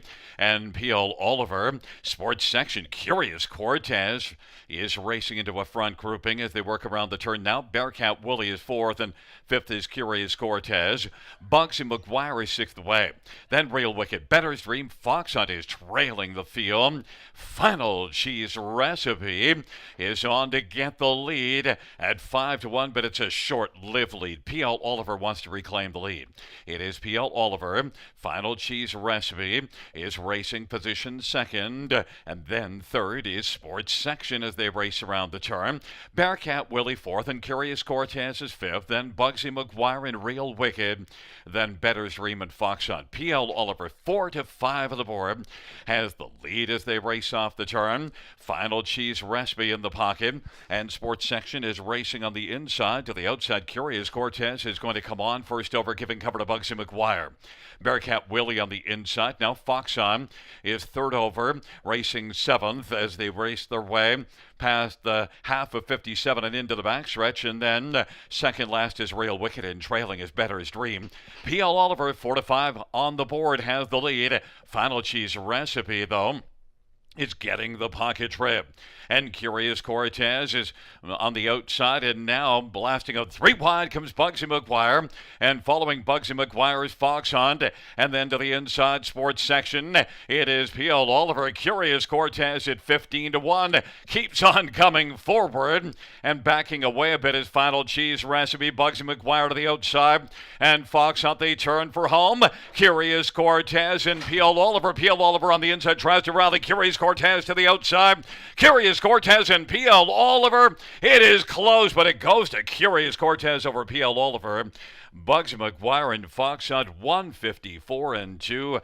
Post position 8. Curious Cortez raced so sharply and in victory, Rob. Hey, he really did. It was funny because on the last turn, even before the last turn, I saw that Jason Ryan kind of started to get busy on P.L. Oliver. I said, oh, he might be dropping anchor. He wasn't really dropping anchor because he fights on to only get beat by a slim margin to Curious Cortez. This horse just wouldn't quit, just kept on coming, and they came home pretty good. 54-2 is the mile. That's a good trip over Grand River, and Curious Cortez ends up just living on the outside, Gary, and just keeps on grinding away. And I still thought he was going to rebuff him before the wire, and nope. Curious Cortez gets his nose in front at the right time. And look, but Brett McDonald put him in play from post 8 right away off the gate. He was saying, look, I've drawn post 8, away we go. Yeah, it's true. I mean, that's the thing. I mean, it's kind of, either you try to get, beat a few horses off the gate or get forwardly placed, or you just kind of take your lumps and take back and hope for the best. They didn't do that. They, like you said, they got put into play tonight. And first over, isn't always isn't the best trip to have. But if you got the best horse in the race, which he clearly was, off that journey, getting up in the final strides, he clearly was the best horse in the race, and it's not a bad spot to be when that's what you have in front of you. Of course, he had been struggling at Mohawk, but the last time we saw him here, we also got to see him in the winner's circle. Yeah, it's true. I mean, a softer spot, but certainly it was a nice trip on that occasion as well. So, but you see, Fox Hunt, Bugsy McGuire, all the right horses landed in there, Gary. But I didn't have Curious Cortez anywhere, and I'm sure many others didn't either at 15-1 from the 8 hole. It's an 8-1-9-7-2 top five, and back in front of us is number 8 Curious Cortez, his 7-year-old Big Jim Brown gelding. Brett McDonald's the winning driver for trainer Richard Moreau. The owner is Brandon Giroux of Hamilton. 5th win this year, 22nd lifetime. Curious Cortez, 154-2.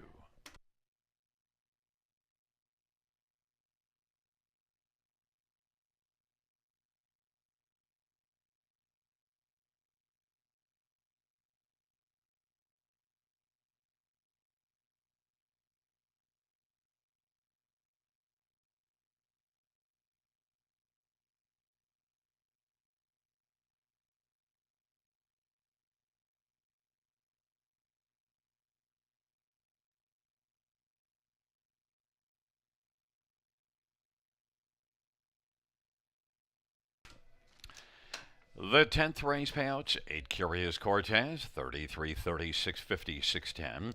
1 PL Oliver, 270, 210. 9 Bugsy McGuire, 470. Dollar pick 3, 150, 385. Dollar pick 4, 625, 60. Dollar pick 5, 2,029.05. The dollar high 5 is 2,942.75.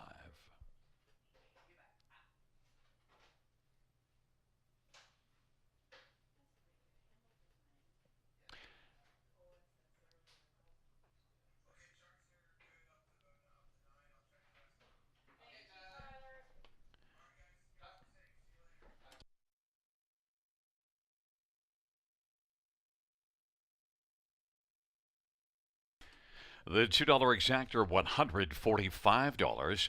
Dollar try, 334.25. Double to 4 and 8, 68.80. And the 20-cent pick 3 of 3 is 30.77.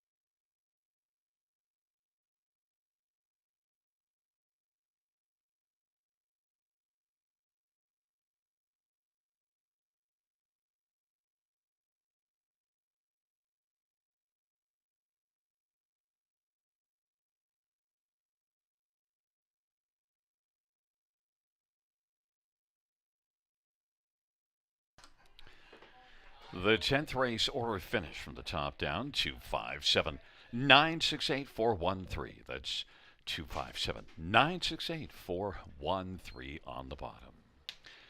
Well, fans, that does conclude the live harness racing program. There's a look at the win photo from race number 10. Our next live racing event is on Wednesday, first dash of 6:30 p.m. Buenas noches, amigos. Good night, everybody. Good night, Christine. Good